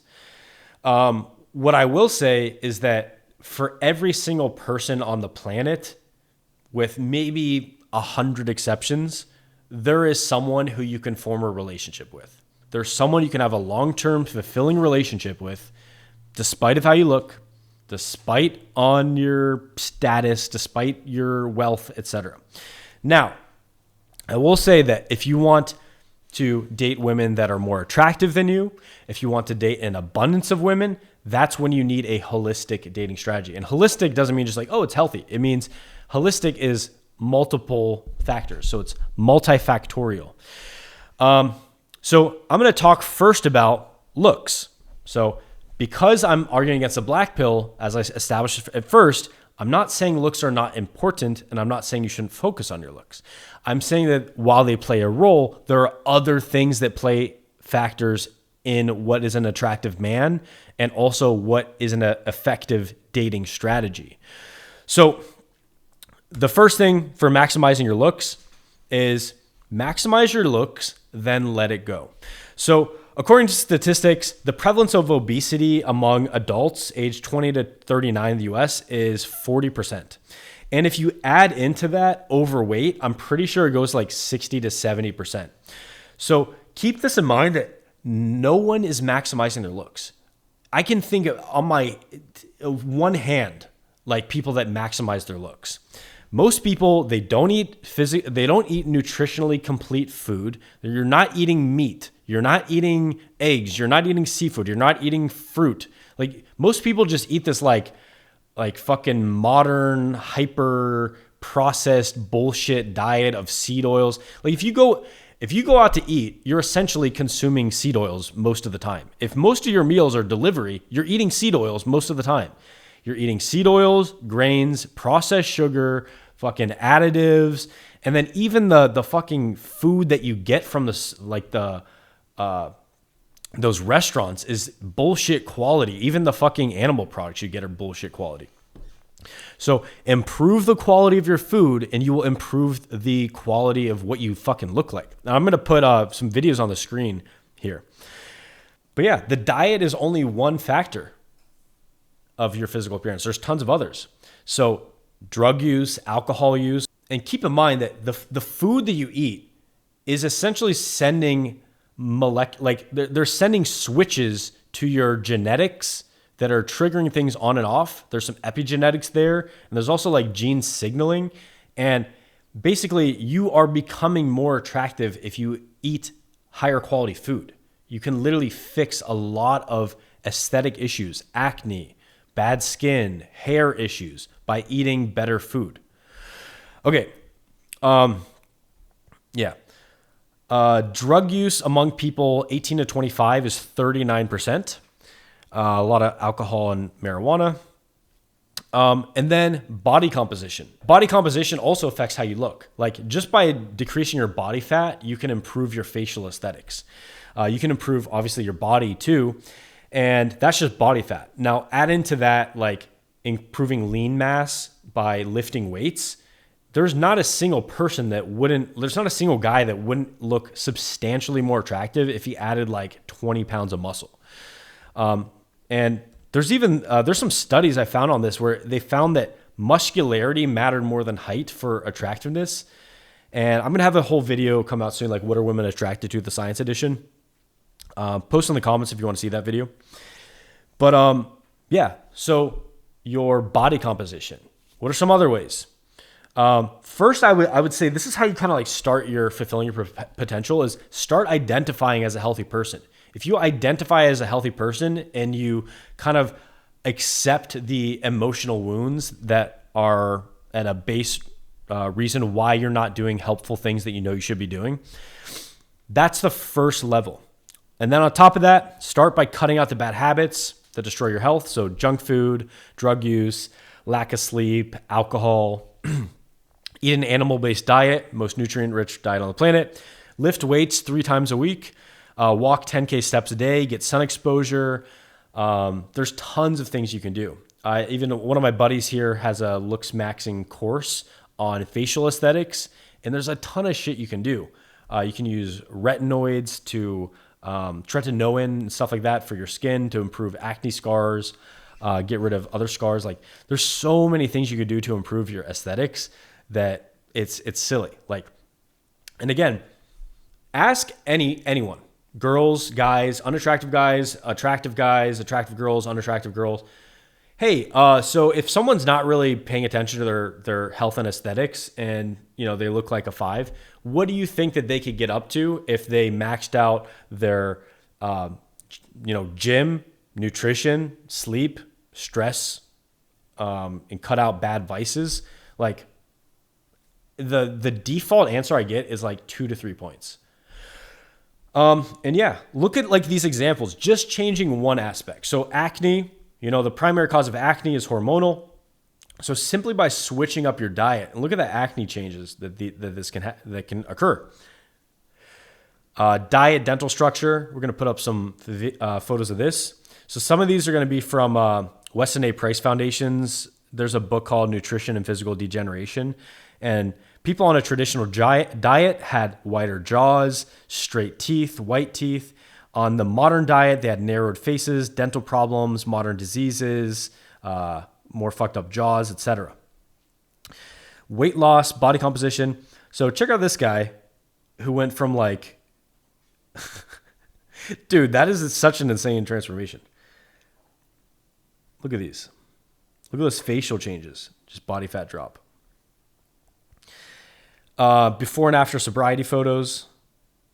Like one guy looked from like a homeless Santa Claus to like quite attractive. So there's massive changes that can happen simply by just like saying, I'm not going to drink anymore. And again, it's not just you need to do these things. It's solving the emotional root of the reason why you're not respecting your body. Once you get to that, a lot of these changes will start being pulled towards you. You'll be pulled toward them. You'll start resonating with them. Yeah. And then, okay, so you can change your looks. At a certain point, you want to just accept who you are. And the sooner you just embrace and accept who you are, the better, while still improving yourself. This is one of the paradoxes in personal growth is accept who you are while making changes, right? So there's two sides of a spectrum, self-improvement, self-acceptance. People think like self-acceptance is just, sit on the couch eating Cheetos, playing Fortnite, and then like, I'm okay because I just accept myself. I love myself. The other side of the spectrum is the self-development guy who's like, bodybuilder. He's like tall, jacked, fucking optimized every part of his health and his aesthetics, but still deep down feels like he's not good enough. And in fact, the more that he works on himself, the more he feels not good enough, because achievement without internal fulfillment is the ultimate failure. So ideally, you're working on both at the same time.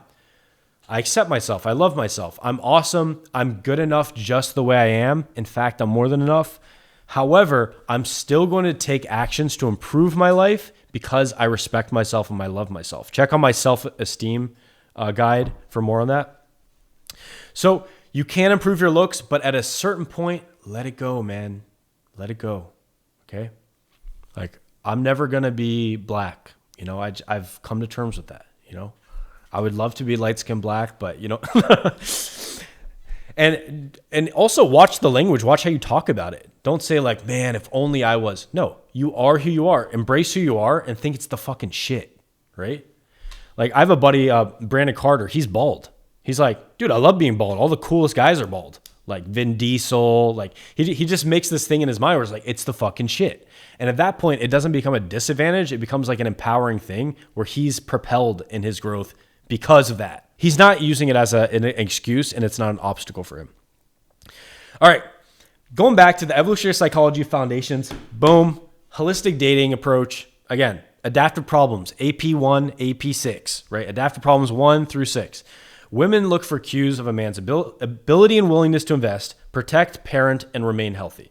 So it's a wide range approach, right? Women are attracted to men who are attractive in general, not in just one area.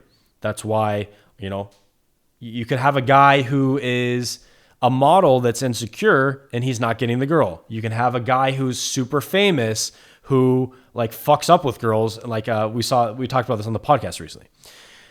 Being good at one thing is always going to be, it's not going to be very advantageous. Women would rather the guy that's well-rounded. He's like a well-rounded 6 or a 7 or an 8. All things included, than a guy who's just good in one area and sucks in other areas. So basically, attraction, when women are looking for a mate, it's multi-factorial. There's a lot of different factors that go into their selection process. And it kind of an interesting thing, a lot of people like to put percentages on this. And I've asked, you can try this yourself for a free chat GPT prompt, ask, from the perspective of evolutionary psychology, what percentage does pure genetic looks play in a relationship, for example? I think when I've pulled this up, it's been between 30 and 40%. So if it's 30 to 40%, that means that there's 60 to 70% that's within your control. And as we know about genetics, you can change it through environmental factors to a certain degree. And some people say significantly. And if you look at some of those transformations, obviously it's significant. Maybe you differ. If the black pill is true and looks are the only thing that determines your dating success, then it would therefore follow that most of the arguments that you'd have in your relationships would largely be around your looks. There's not a single top 10 common argument about looks. Top common arguments in relationships are disagreements about spending, saving, or debt, household chores and responsibilities, which is an unequal division of tasks or unmet expectations, communication styles, people can't express their thoughts, needs, or frustrations properly, can lead to misunderstandings, cause conflicts, sex and intimacy, mismatched libidos, lack of emotional connection, or differing preferences can lead to frustrations and feelings of rejection, time and priorities. If you're not making your woman a priority in your life, you're not spending enough time with her, that can cause issues. Jealousy and trust, suspicion, lack of trust, or insecurities can lead to arguments if not addressed with honesty and reassurance.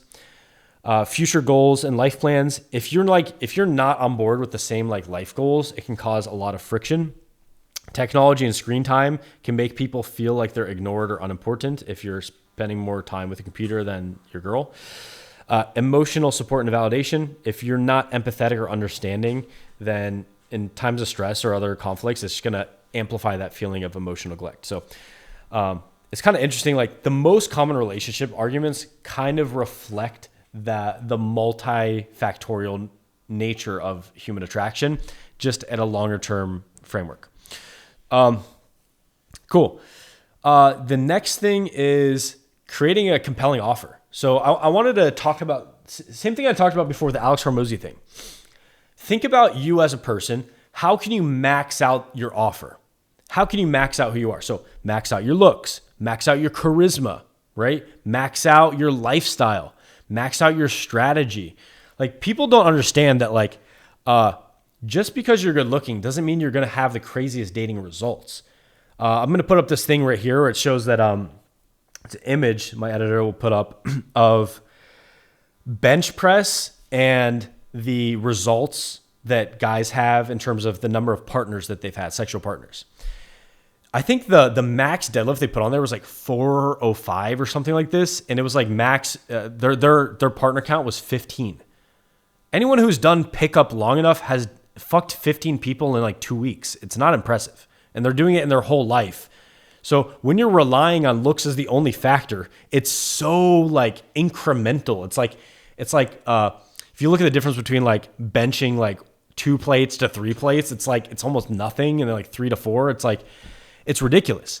Versus if you just learned good game strategy, you could go out and bang a new girl today. You don't have to wait until someone approaches you. You don't have to wait to a new girl comes in your social circle or at work or some weird shit like that. Your brain did not evolve for the concept of abundance with women in society. Your brain evolved for relative scarcity. 2 or 3 unmarried women in your tribe that you could talk to, and the other 2 are probably going to get married off or form another connection with another guy, and then you're left with 1. It's your brain is not evolved for the amount of abundance we have. You could go outside and approach limitless girls. And again, when you're approaching, and if anything bad happens, you reframe it as something that you're learning. You could approach limitless girls for the rest of your life. There are billions of women on the world, in the planet. Okay, so keep in mind, even the black pill guy Wheat Waffles agrees with this. He calls it exposure maxing, but basically what it is just volume, right? So part of game is getting sufficient volume so that you can find the girls that are naturally have chemistry with you.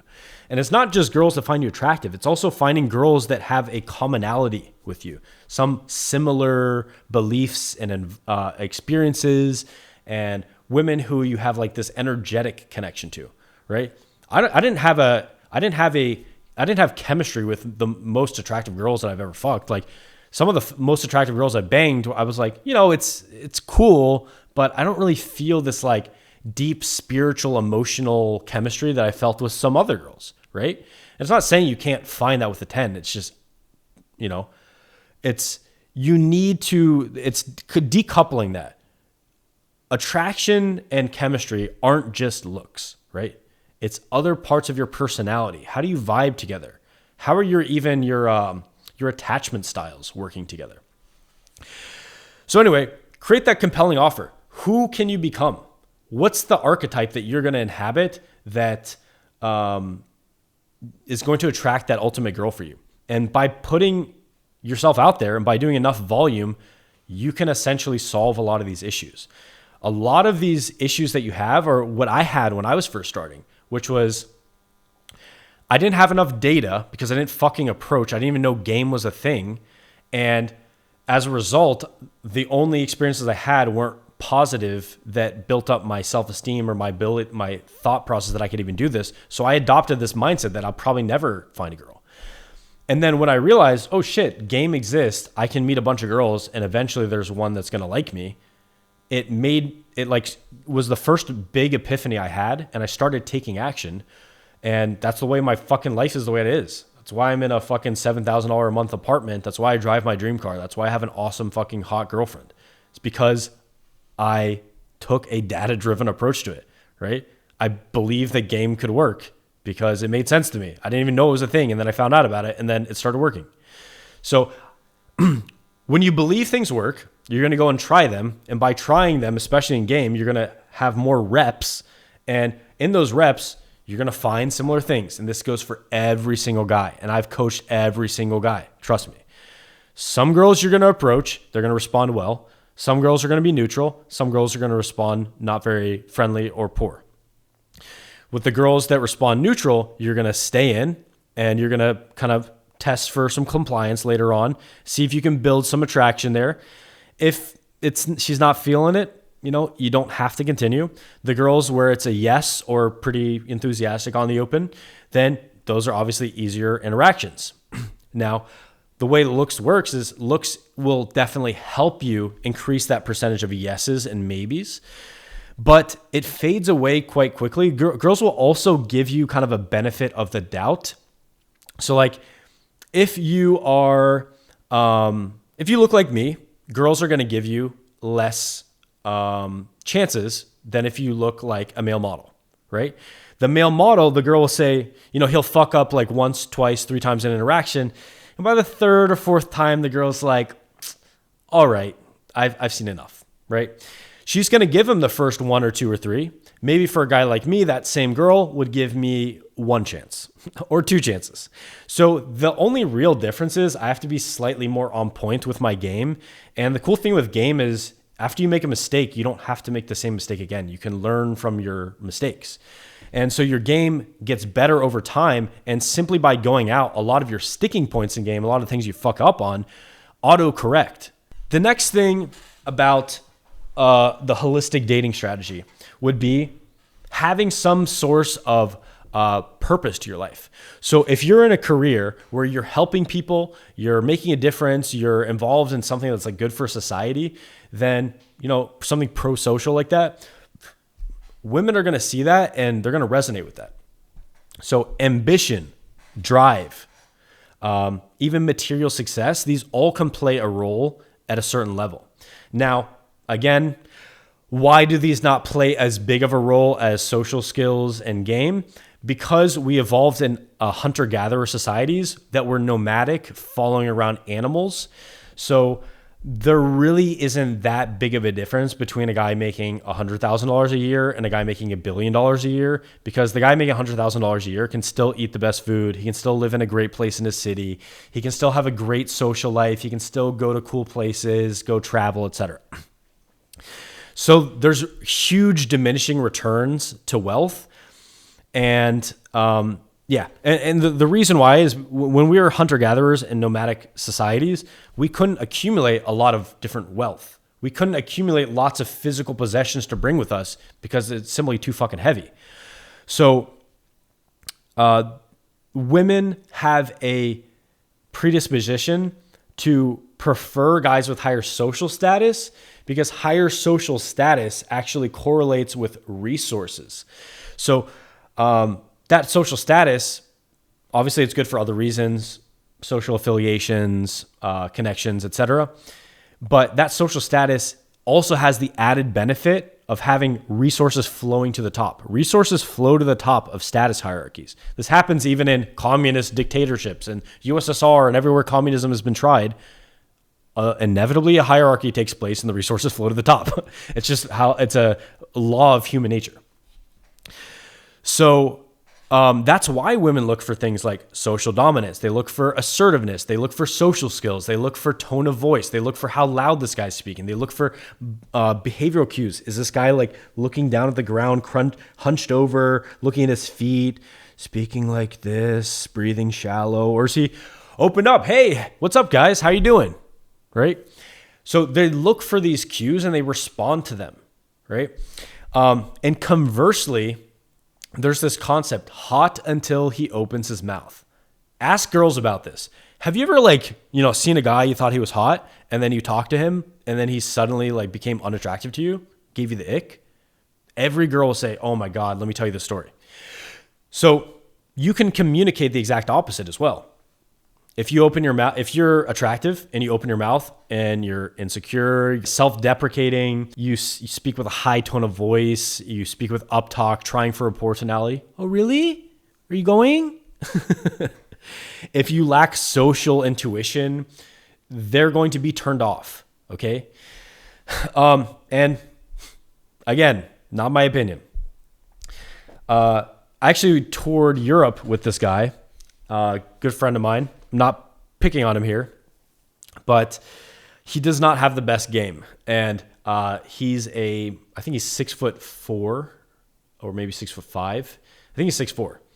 Jacked out of his goddamn mind, personal trainer, extremely attractive. Every girl I talk to basically wants to fuck him. And this guy was striking out in Norway. Why would a guy that's extremely attractive be striking out in Norway? He didn't understand the social and cultural context of Norway. He didn't understand that, being super direct goes wrong there.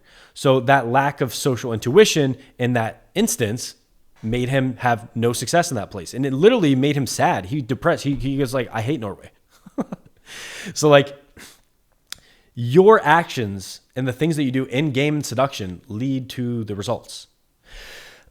The other thing is, a lot of people talk about how social skills are, they talk about game and social skills as the conversion way. It's oh yeah, looks are how you attract, game is you convert what the looks have brought you. No. Your game is part of the attraction that people have for you. It's part of the gravitas. It's part of the halo effect that you have. Everyone in the black pill space, they talk about, being physically attractive gives you a halo effect. You know what else gives you a halo effect? Being a likable, cool person, being an expressive guy, being funny. All these things create a halo effect around you where people don't really care so much about your looks because you're fucking awesome to be around. If you're in a super good, positive state, no one's going to be like, hey, get this fucking positive, awesome, good vibe person out of here. They're going to be like, whoa, this is a cool, socially attuned, positive, interesting person. This is a cool person to spend time around.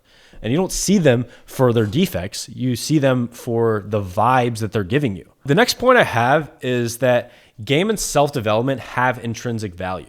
So self-development and game are inherently meaningful, valuable, and transformative, regardless of their external outcomes of getting girls. So just the actions that you're taking. So when you're working on your health, following an animal-based diet, improving your sleep, drinking reverse osmosis water, having your air filtered, lifting weights, playing sports, walking, getting sun exposure, improving your gut microbiome, all this kind of shit. That stuff is cool in and of itself. When you're learning about health, you're learning about so many interesting topics. You're learning about food and cooking and chefs, and you're learning about nutrition and biology and how things just interact with your body and evolution and why do we eat certain foods and why do certain foods like wheat and soy and corn cause such dysfunction, make people look so ugly. It's because of blah, blah, blah, blah, right? So it's an interesting path to explore, and it also is valuable going on that just for yourself. You don't need to improve your health just for girls. Do it also for yourself. You feel better. Your mental health improves. Like you get better boners. You're better at the sports you play. Like your mental health is better. There's so many benefits just in and of itself. And then let's say game, right? Improving your game means that you're improving your inner games. You're improving your self-esteem. You're improving your self-concept, your self-relatedness, love for yourself. You're improving how you talk to yourself. You're improving your thought patterns. You're improving your ability to go out and face fears. You're improving your ability to communicate, your social skills. You're improving your sex. You're improving at everything that relates to sex and dating. And all these attributes, this confidence, this charisma, not only helps you in dating, it helps you with your career. It helps you make more money. It helps you with your family. The really cool thing about social skills is when you learn social skills in one domain, they transfer onto other domains. So in sales, what do you learn? You learn what is value for this person? How do I position this in a way that gives them a win-win? You also learn objection handling. All those concepts from sales apply almost directly to game. Leadership can help you with parenting. You know, if you're inspiring, you're setting boundaries, you're fostering growth, that can help you with parenting. Psychology helps you with conflict resolution. Team sports helps you with workplace collaboration. Improvisation helps you with networking. Like if you're improving in theater or comedy, that's going to help you in coming up with things on the fly, fluid conversations, etc.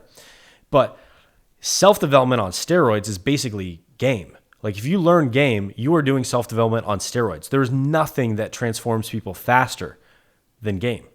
And keep in mind, like if that whole point is actually very profound, and it's that if a social principle helps you in one area, it tends to help you in another area of your life. So they can be transferable. With Black Pill, what does it do? It essentially destroys your social skills, makes you isolated, weird, and depressed, and that hurts every other aspect of your social life. So in and of itself, learning game is valuable. It's a valuable tool for understanding yourself, women, and society. And it makes you better relating to people in general and more effective in your career. I can't tell you how many people have taken my course and gone on to say like, bro, this helped me so much. Like I'm making so much more money now. There's one guy, he's the top salesperson in his organization right now, Abraham, shout out Abraham, using a lot of the same principles of game. Like when you master game, you master like the psychology, like the on the street psychology of dealing with people. Quitting destructive habits like porn, social media scrolling, is that improving your life or destroying your life? It's helping your life. So all these aspects, doing the self-improvement work is beneficial in and of itself. Doing introspection, meditation, shadow work, therapy, inner self-development, all that stuff is going to help you in every area of your life. And again, ultimately cultivating that self-love, self-respect is going to like be so worth it in and of itself. Even keep the idea of the girls off the table, just doing that shit. And then I want you to ask yourself, if I was the most physically attractive version of myself, if I was the most focused version of myself, if I was the most charismatic and socially intuitive version of myself, who did the most introspection, and I did all those self-improvement things, would that make it more likely that I could get a girl?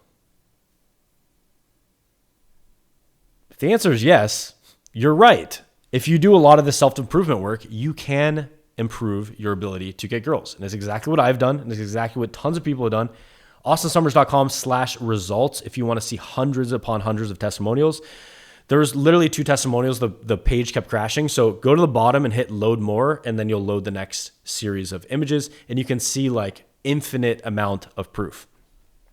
Guys that look just like you, guys that are worse off than you, shorter than you, different ethnicities, whatever.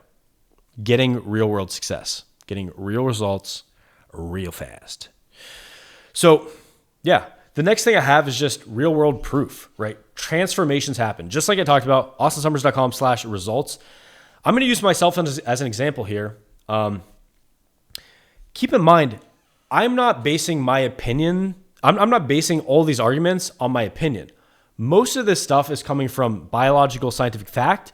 A lot of it is coming from my personal experience seeing other people. So what I do in my work is I take 4 guys out, we go out and I have them approach girls and I film their interactions and I show them exactly what they can do right and wrong. So I've basically essentially done little cohort studies and found little nuances that people can implement in their game that makes tremendous differences. And so I'm not really just saying this from my opinion. This is like, I've seen it. There's like video evidence of this working.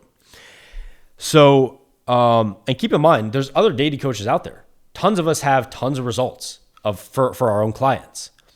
And if you magnify that out there, it's like that's tens of thousands, hundreds of thousands of examples of people making this transformation work. So it can work. And I want to pull up 2 examples. One is Sean Stevenson. This guy is 2 feet 8 inches. And like, even though he had severe physical limitations, like his bones don't even work properly. As you can see here, he's in a wheelchair. He found a loving relationship and he impacted millions of people worldwide through his online content. And his last words, he was dying of a concussion. His last words were, "This is happening for me, not to me." So even though he was born 2 feet 8 inches tall, even though he was dying of a concussion at age 40, he refused to be a victim. That is someone who encapsulates the human spirit, is someone who basically had every reason to just give up and say, fuck it, but instead said, I will be an example of inspiration and hope to other people. I will lift people up. I will create, not destroy. I'll be that light in the darkness. And you can see here, he got a fucking like wife. He got a woman who's his life partner. And then Nick Vujicic, whatever the fuck his last name is, Vujicic, whatever. Someone correct me in the comments. But this guy was born with no arms and no legs, and this is his girlfriend. So, do you have arms? Do you have legs? You have an advantage over this man. So, yeah. And then there's just tons of everyday testimonials. Like I said, I have hundreds of testimonials. People saying, like I one of my guys, he came to me a virgin, thinking he would basically just be a virgin forever. Acne, horrible physique, like kind of a loser, but he's a theoretical physicist, and he came to me for coaching. He literally transformed every aspect of his life. He got super jacked. He got super good results with girls. He learned game. He cleaned up his acne, cleaned up his health. And now you can see him here with his fiance. Keep that in mind. It's not just these are exceptions that disprove the rule. This is the rule. Transformation is the rule. You can transform. There are hundreds of thousands. And when we talked about like the statistics earlier, there are millions of people that make it work. They get into a fulfilling long-term relationship. I'm not saying that you have to bang fucking 300 girls, and most people would be worse off if they did that. You don't need to bang anywhere near that. But I'm saying that you can find a woman that will give a lot of meaning to your life. You know, your life is already awesome as it is, but having an awesome partner by your side makes it all that more awesome. Having a woman there to help you, to hold you, to experience that like intimacy with, to talk to, it's like, it just makes sense. It just feels right. And like my heart really goes out to people that don't have that. And yeah, I guess my whole point here is that you can have that. Do you want to take your game from this? What are you into? Nothing? To this? I'm gonna molest you right now. There's no way you're escaping me. Why are you so good?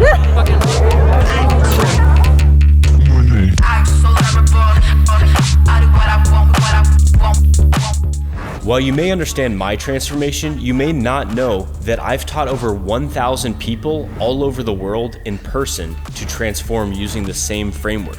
And I've distilled everything I've learned into this one course. Most courses only give you a small portion of what you need to get the results that you're looking for.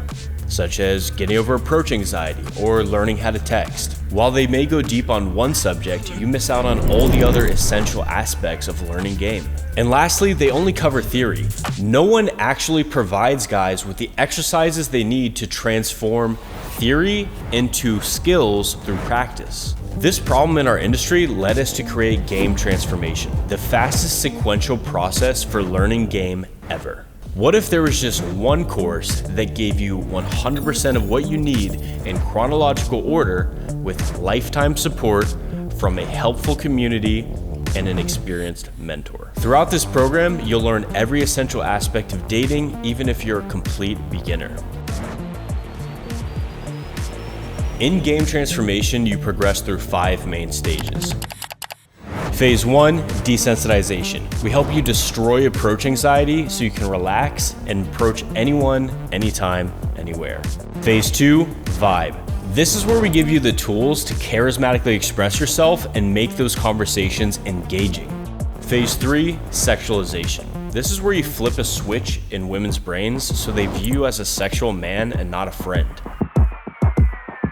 Phase 4, strategy. This is where your results start to skyrocket. There was even one night where we pulled left, went back out, pulled again. You're having fun sexual interactions where girls are gazing into your eyes, they're desperate to see what's next, and this is where we show you how to lead that interaction home. Phase 5 is naturalization. You game on autopilot and you date the women you truly adore. Not only that, you're gonna go over 20 bonuses, including the DM Destroyer, how to unleash the floodgates and get hundreds of girls in your DMs within hours, banned videos too spicy for YouTube, over 50 interviews with top coaches and elite players, a secret app to automate your messaging using my optimized lines, over 40 full-length infields, and so much more. Subpoint here, mate choice copying. So a lot of people say, like, you know, if there's no other factor that influences your attractiveness, look at this one. So the study found that females were on average 2.71 times more likely to choose a male if they observed another female choosing him, right? So how can you replicate this? By having female friends, by going out. And remember, you friend zone them, they don't friend zone you. But having female friends, and in my experience, having a bisexual girlfriend was like crack. Like having a hot bisexual girlfriend, you just like talk to girls, they're into your girlfriend, they're into you, it's game over. Like it's threesomes. So mate choice copying. If you exhibit this in the correct way, you're gonna be more attractive. Yeah, and then I guess I'll just make a note on strategy and like volume again. The reason why I was kind of making fun of the people that can, you know, they bench 405 and they only bang 15 people. It's like, what? It's that to get insane results in game is way more about the strategy that you're doing and the consistency of going out and like meeting girls than it is your physical attractiveness. And there's like studies that show this, like there's like it's like a slight or moderate effect of physical attractiveness on number of partners. Fat people are fucking too, guys. The thing that like is so correlated is your desire to fuck. Like if you desire to fuck so bad that you're going to go out every single day and meet girls, if you get rejected, you don't give a fuck because you're still going out. Like my mindset starting out was I'm going to master the skill set no matter what. I don't care if I have some dark nights of the soul. I don't care if I have to shed my old mindset or identity. Like your identity shouldn't be so big anyway. Like I love this idea of like having a small identity. If you have a small identity, you're very flexible and adaptable. I'm not attached to any of my ideas. That's how I'm able to adapt and change things on the fly, and how I'm able to basically, you know, when new information, better information comes on, I don't reject it and insulate myself and go, la. I take that new information and I say, how can I create a better, more accurate strategy that gets people results faster? But yeah, the point of that is like, the biggest thing is just going after it.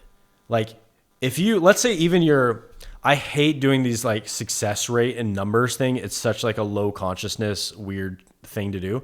But let's say you approach 100 girls and you get one lay. Let's just say for whatever reason, math equals sex. That would mean that if you approached 100 girls today, you can get laid. If you approach 100 girls tomorrow, you can get laid. And keep this in mind. Game isn't just about let me try and then I'm just going to get the same success rate the whole time. No, you improve your success rate over time.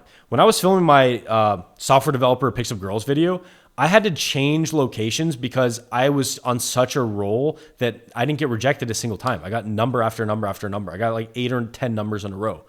And I literally changed location. I was thinking like, what would be like a shittier environment to meet girls in? And then I went there to get rejections so that I could use the rejection lines. So like the better you get at game, the higher your success rate is. And you don't even want to think about a success rate. You want to think about it like, it's fun talking to girls. Sex is cool. I'm awesome. Let's go out and meet girls and have a fun time expressing myself and find girls that, resonate with me. At a very high level, that's all I'm thinking about. I'm not like, let me calculate the approach to success ratio. Like, who the fuck does that? It's weird. In my experience in game, there were 3 weeks where I did 8 girls at a time. So in 3 weeks of my life, I did more than guys that are benching 405 pounds. And it's kind of interesting too, because when I coach guys that are bodybuilders, oftentimes they care less about bodybuilding afterward. They switch up from going 6 days a week to the gym to like 4. And I'll ask them about it. I'm like, why did you start doing that? He's like, yeah, I just kind of found out that it wasn't important through your coaching. Like I just ended up getting so much more results just like going out than like they didn't really care that I was excessively big or whatever. So yeah, your success rate is determined by what strategy are you using, what's your energy and vibe when you're going out, and then it pretty much is just that, like in volume, right? If you have a good strategy, your game is really solid, you've maxed out your SMV to the best you can, and then you're just putting in tons of volume, and you have a good vibe when you're out and people just like love being around you, that is how you that's like the ultimate recipe for success. That'd be Austen's recipe for dating success. And remember that there are other qualities that women look for. And how do you develop these qualities? How do you develop core confidence? How do you develop assertiveness? How do you develop dominance? How do you develop a social intuition with women and people in general? You develop it through game, through interacting with women. Like the most basic point ever is like, if you want to meet... If you want to date beautiful women, you have to start dating beautiful women. If you want to get good at talking to beautiful women, you have to start talking to beautiful women. So you have to get after it. And it's so cool too to see like how the results people get, the mindset changes people get, the aesthetic upgrades that people make, all those things combined start to like make this like flywheel effect where it's like, it just like, it's like this upward spiral. So like, because you're starting to get better results, your belief system improves. I don't need to repeat my beliefs as much because I'm getting such direct evidence. Like, dude, if I told you guys the things that my girlfriend does for me, you guys would like think that I'm fucking capping out of my ass. Like, dude, my girlfriend takes me to Michelin star restaurants. The stuff she does for me in bed is like unbelievable. Like the things that she does for me as a person, like how much care she shows and how much love she shows me is like absurd. So I don't need to say women love me. That's proven to me every single day by my girlfriend. And even back when I didn't have girlfriends, it's like if girls are on their knees sucking my dick, like calling me master, calling me like, all sorts of like endearing names, I don't really need to think that girls like me because the proof is in the pudding. It's right there.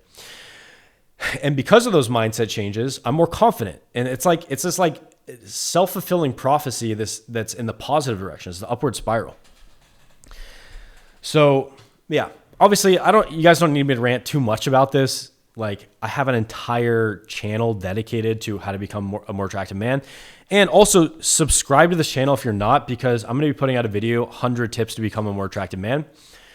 And side note, as you're on the self-improvement journey, You want to say, how do I become even more attractive? Not how do I become attractive? You should already implicitly assume that you're an attractive, awesome person, and that you're just adding improvements over time. Cool. And then, my last note's just on pragmatism. It's like, if you want an outcome, do what is necessary to get that outcome. Like I was talking about. When I wanted to get good at game, I said, I will get good at this no matter what. I don't care if I have to change a habit. I don't have to care if I have to read a book, learn something, go through a course, invest money, invest time, money, energy, effort. I don't give a fuck. I'm doing whatever it takes because this is what I want out of life. Like when I was younger, I was like, I literally asked myself, I think I was like dreaming, and then I woke up and I was like, what do I want out of life? And I literally just answered women. So some of you may say, awesome, put women on a pedestal, whatever. I wanted like to experience the powerful divine feminine in all of its forms. I wanted to have crazy sex. I want to have insane experiences with women. I want to have threesomes. I want to have relationships. I want to be in love. I wanted to break up. I wanted to get back together. I want to like all the experiences that come from experiencing love, sex, romance, dating, women, I wanted. And still to this day, it's like the main thing that drives me. I'm very mating focused. Like the 4 M's, mating, money, movement, and what was the last one? Mastery. I'm definitely the mating one. Cool. So check my channel if you want to get more information about that. I have tons and tons of videos of practical strategies, how to improve your voice, how to improve your strategy, and just inspiration for getting started. Check out my video right here, Pick Up Motivation on the iCard. And so the last part of this is I want to talk about how to untake the black pill. So the way you untake the black pill is first by coming from a place of acknowledging the emotions you feel. If you feel hopeless, if you feel depressed, if you feel despair, I want you to acknowledge those emotions, embrace them. Don't judge them. Don't try to avoid them. Don't try to suppress them. Don't try to run away from them. Avoidance of these emotions leads to suppression and the same coping mechanisms I outlined earlier. So you want to acknowledge these feelings and you want to validate them. And validating isn't just saying, I'm hopeless, I'm depressed. It's that you validate your feelings and the emotions in that moment. I feel this way. And acceptance does not mean resignation. Acceptance means we are acknowledging how bad the situation is. And the cool thing is when we experience an emotion, that emotion itself returns to homeostasis. So we don't really necessarily feel emotions. We feel more change in emotions. But when we experience these emotions, they're returning to homeostasis. So when you feel these things, it kind of resets you. So that's the first step, is just acceptance. Just say it. I accept that I've been feeling hopeless. I accept that I've been feeling depressed. I accept that I've, engaged in this fatalistic thinking.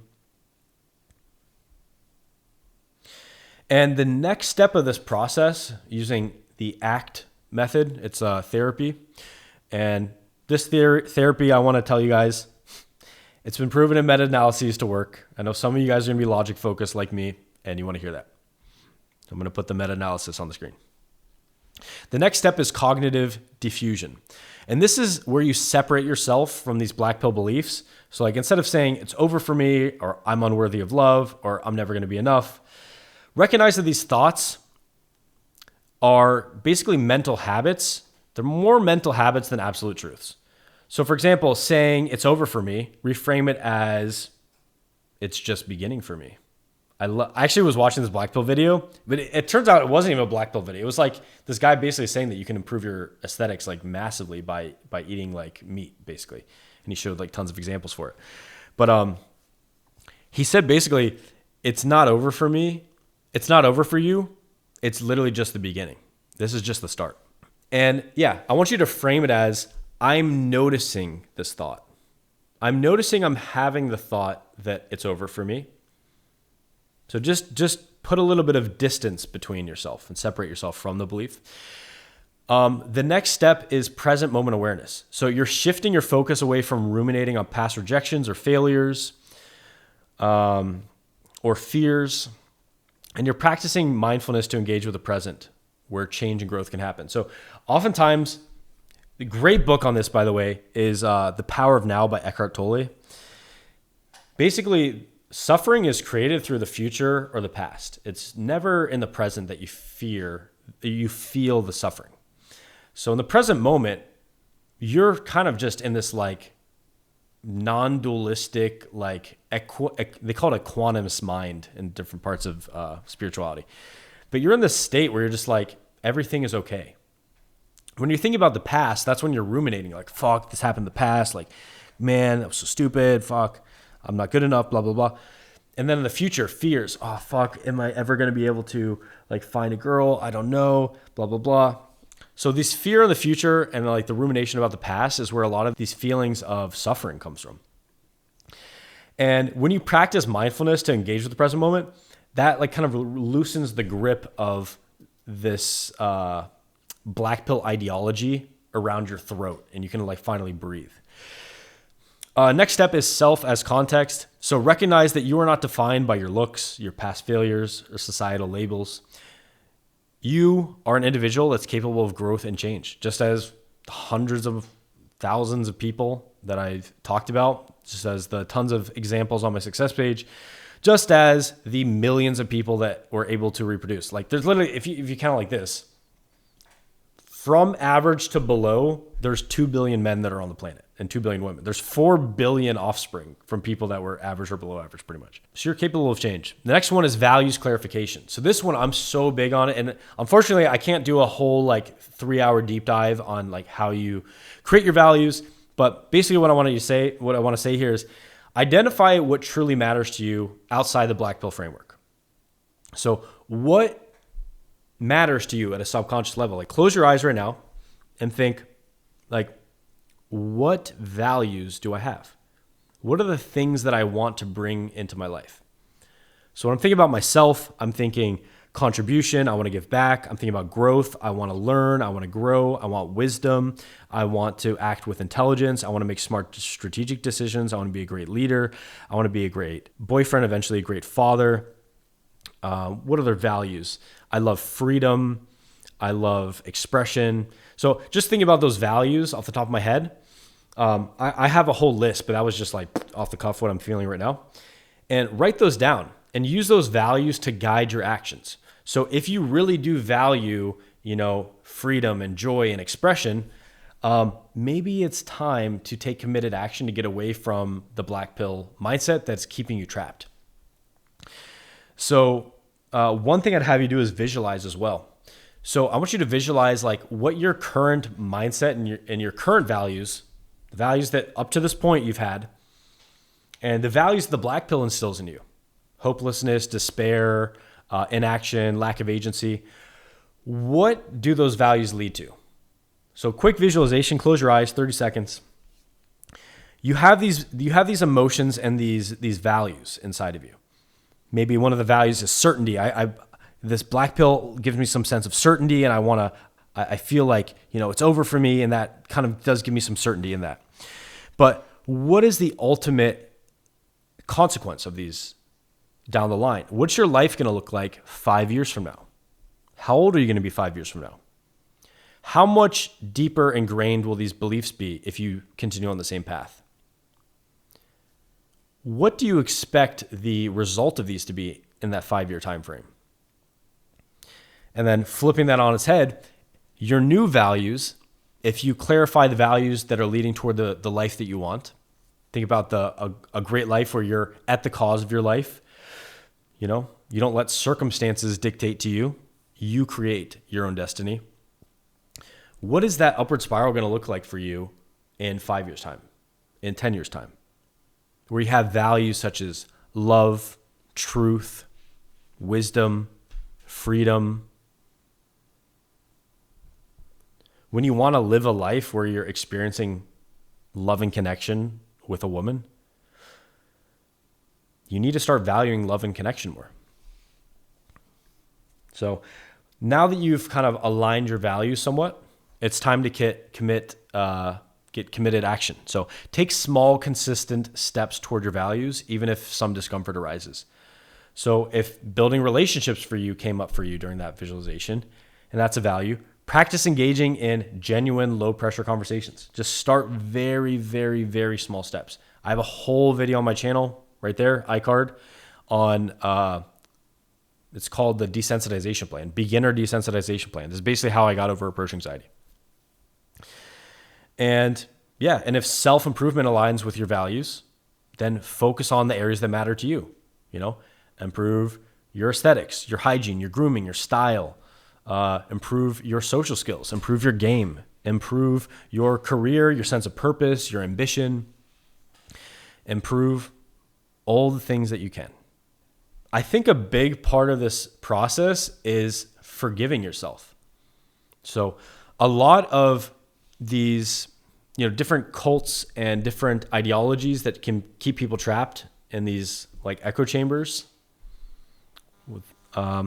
it can make you kind of feel bad about yourself. Like, how the fuck did I get sucked down this rabbit hole? And a really important step for some of you is just going to be forgiving yourself. Like, I forgive myself for thinking this way. I fell into some content, I engaged in some negative limiting beliefs, and then I got pretty stuck. And just forgive yourself. It's okay. Acknowledge the feelings that you have, forgive yourself.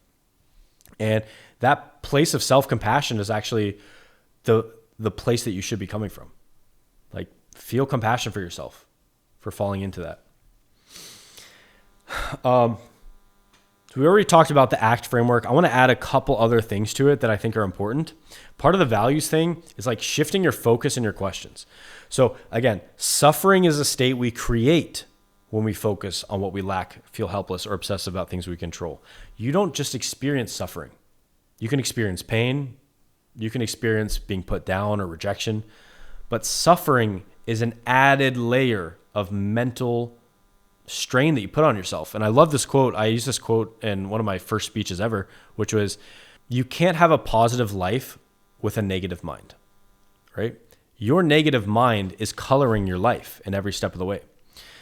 So suffering comes from living in a mindset of fear or scarcity. It comes from basically just focusing on what you lack and like the inadequacies that you have, what you can't control, feeling helpless, feeling out of control.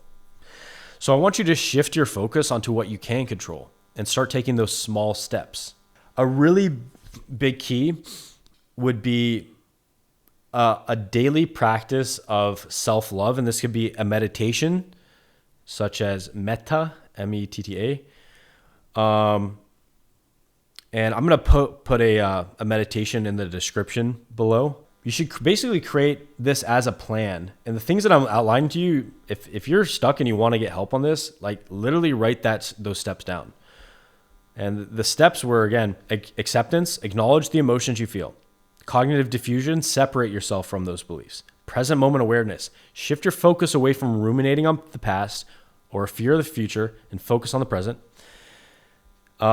Use yourself as context. So recognize that you're not defined by just looks or your past failures or societal labels. You're capable of change.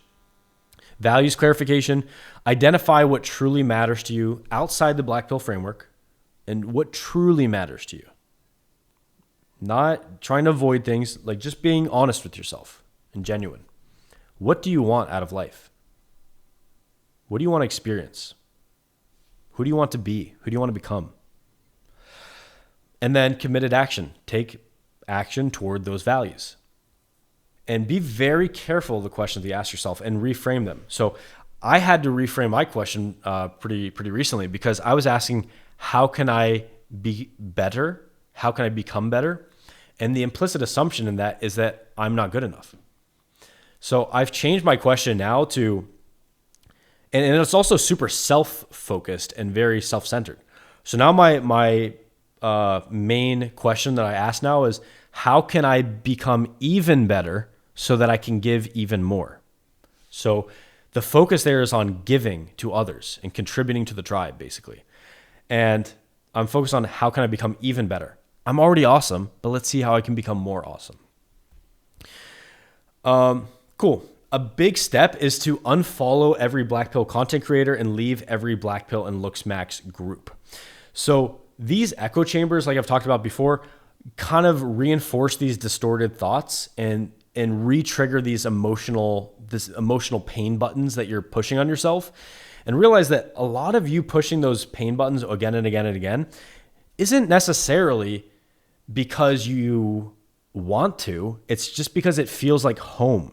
It feels so like you're in such a habit of doing it that it feels like home, and it gives you a sense of certainty, actually. So feeling those emotions again and again gives you that certainty, and it feels like kind of good to you in a way. So yeah, add more friction to engaging with those things. And I think a really good attitude to have is solution focused instead of problem focused. And if you're like me, put this on your fridge. I've literally on my fridge, I have some like statements for myself about what I'm here for and like what I'm like things that I get stuck on. Like one of the things I get stuck on is perfectionism, trying to make things perfect, when the best mindset I've found to combat that is basically maximize the velocity of decisions. And that's literally on my fridge. Maximize the velocity of decisions. If I maximize them, then I get shit done faster. And a lot of the time these perfectionist details don't necessarily matter as much as getting it out and shipping it. And same thing about the mind pathogens. You want to restore reason and truth. So focus on beneficial ideas. Is this idea grounded in evidence and reason? Is this adaptive for individuals and societies? Does this make individuals better? Does it make society better off? Is this idea open to criticism and refinement? Is this idea promoting agency and empowerment? And does this idea spread utility and positivity? If the ideas you're engaging in don't meet that criteria, then they could be a parasitic idea, and there's things to kind of examine. Is this true? Is this helpful? And then I talked about ACT therapy, but CBT therapy is also very good. So cognitive behavioral therapy. And it's essentially like showing the behaviors that are going on in your mind. That's where the behavioral part comes in. It's like, what are these cognitive patterns that are happening in my mind? And how can I reframe them as basically helpful and true? You know, the harder your thoughts, the harder your life. I'm going to drop a CBT guide as well for you guys. And yeah, so I'm going to make a closing statement. So the black pill is objectively false. It ignores the multidimensional reality of attraction. So it denies the fact that there's multiple factors that you can control. It denies the facts you can even work on your looks. And it denies the fact that genetic determinism is it's not even true. Number 2, the black pill is harmful. It breeds hopelessness, depression, suicide, violence, and porn addiction. Like it basically is just turning you into a coomer.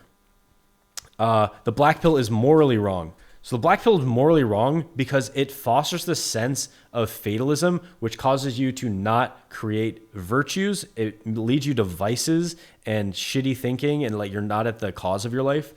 It leads you to separate yourself from community. And it basically, if you universalize it, it's bad for society.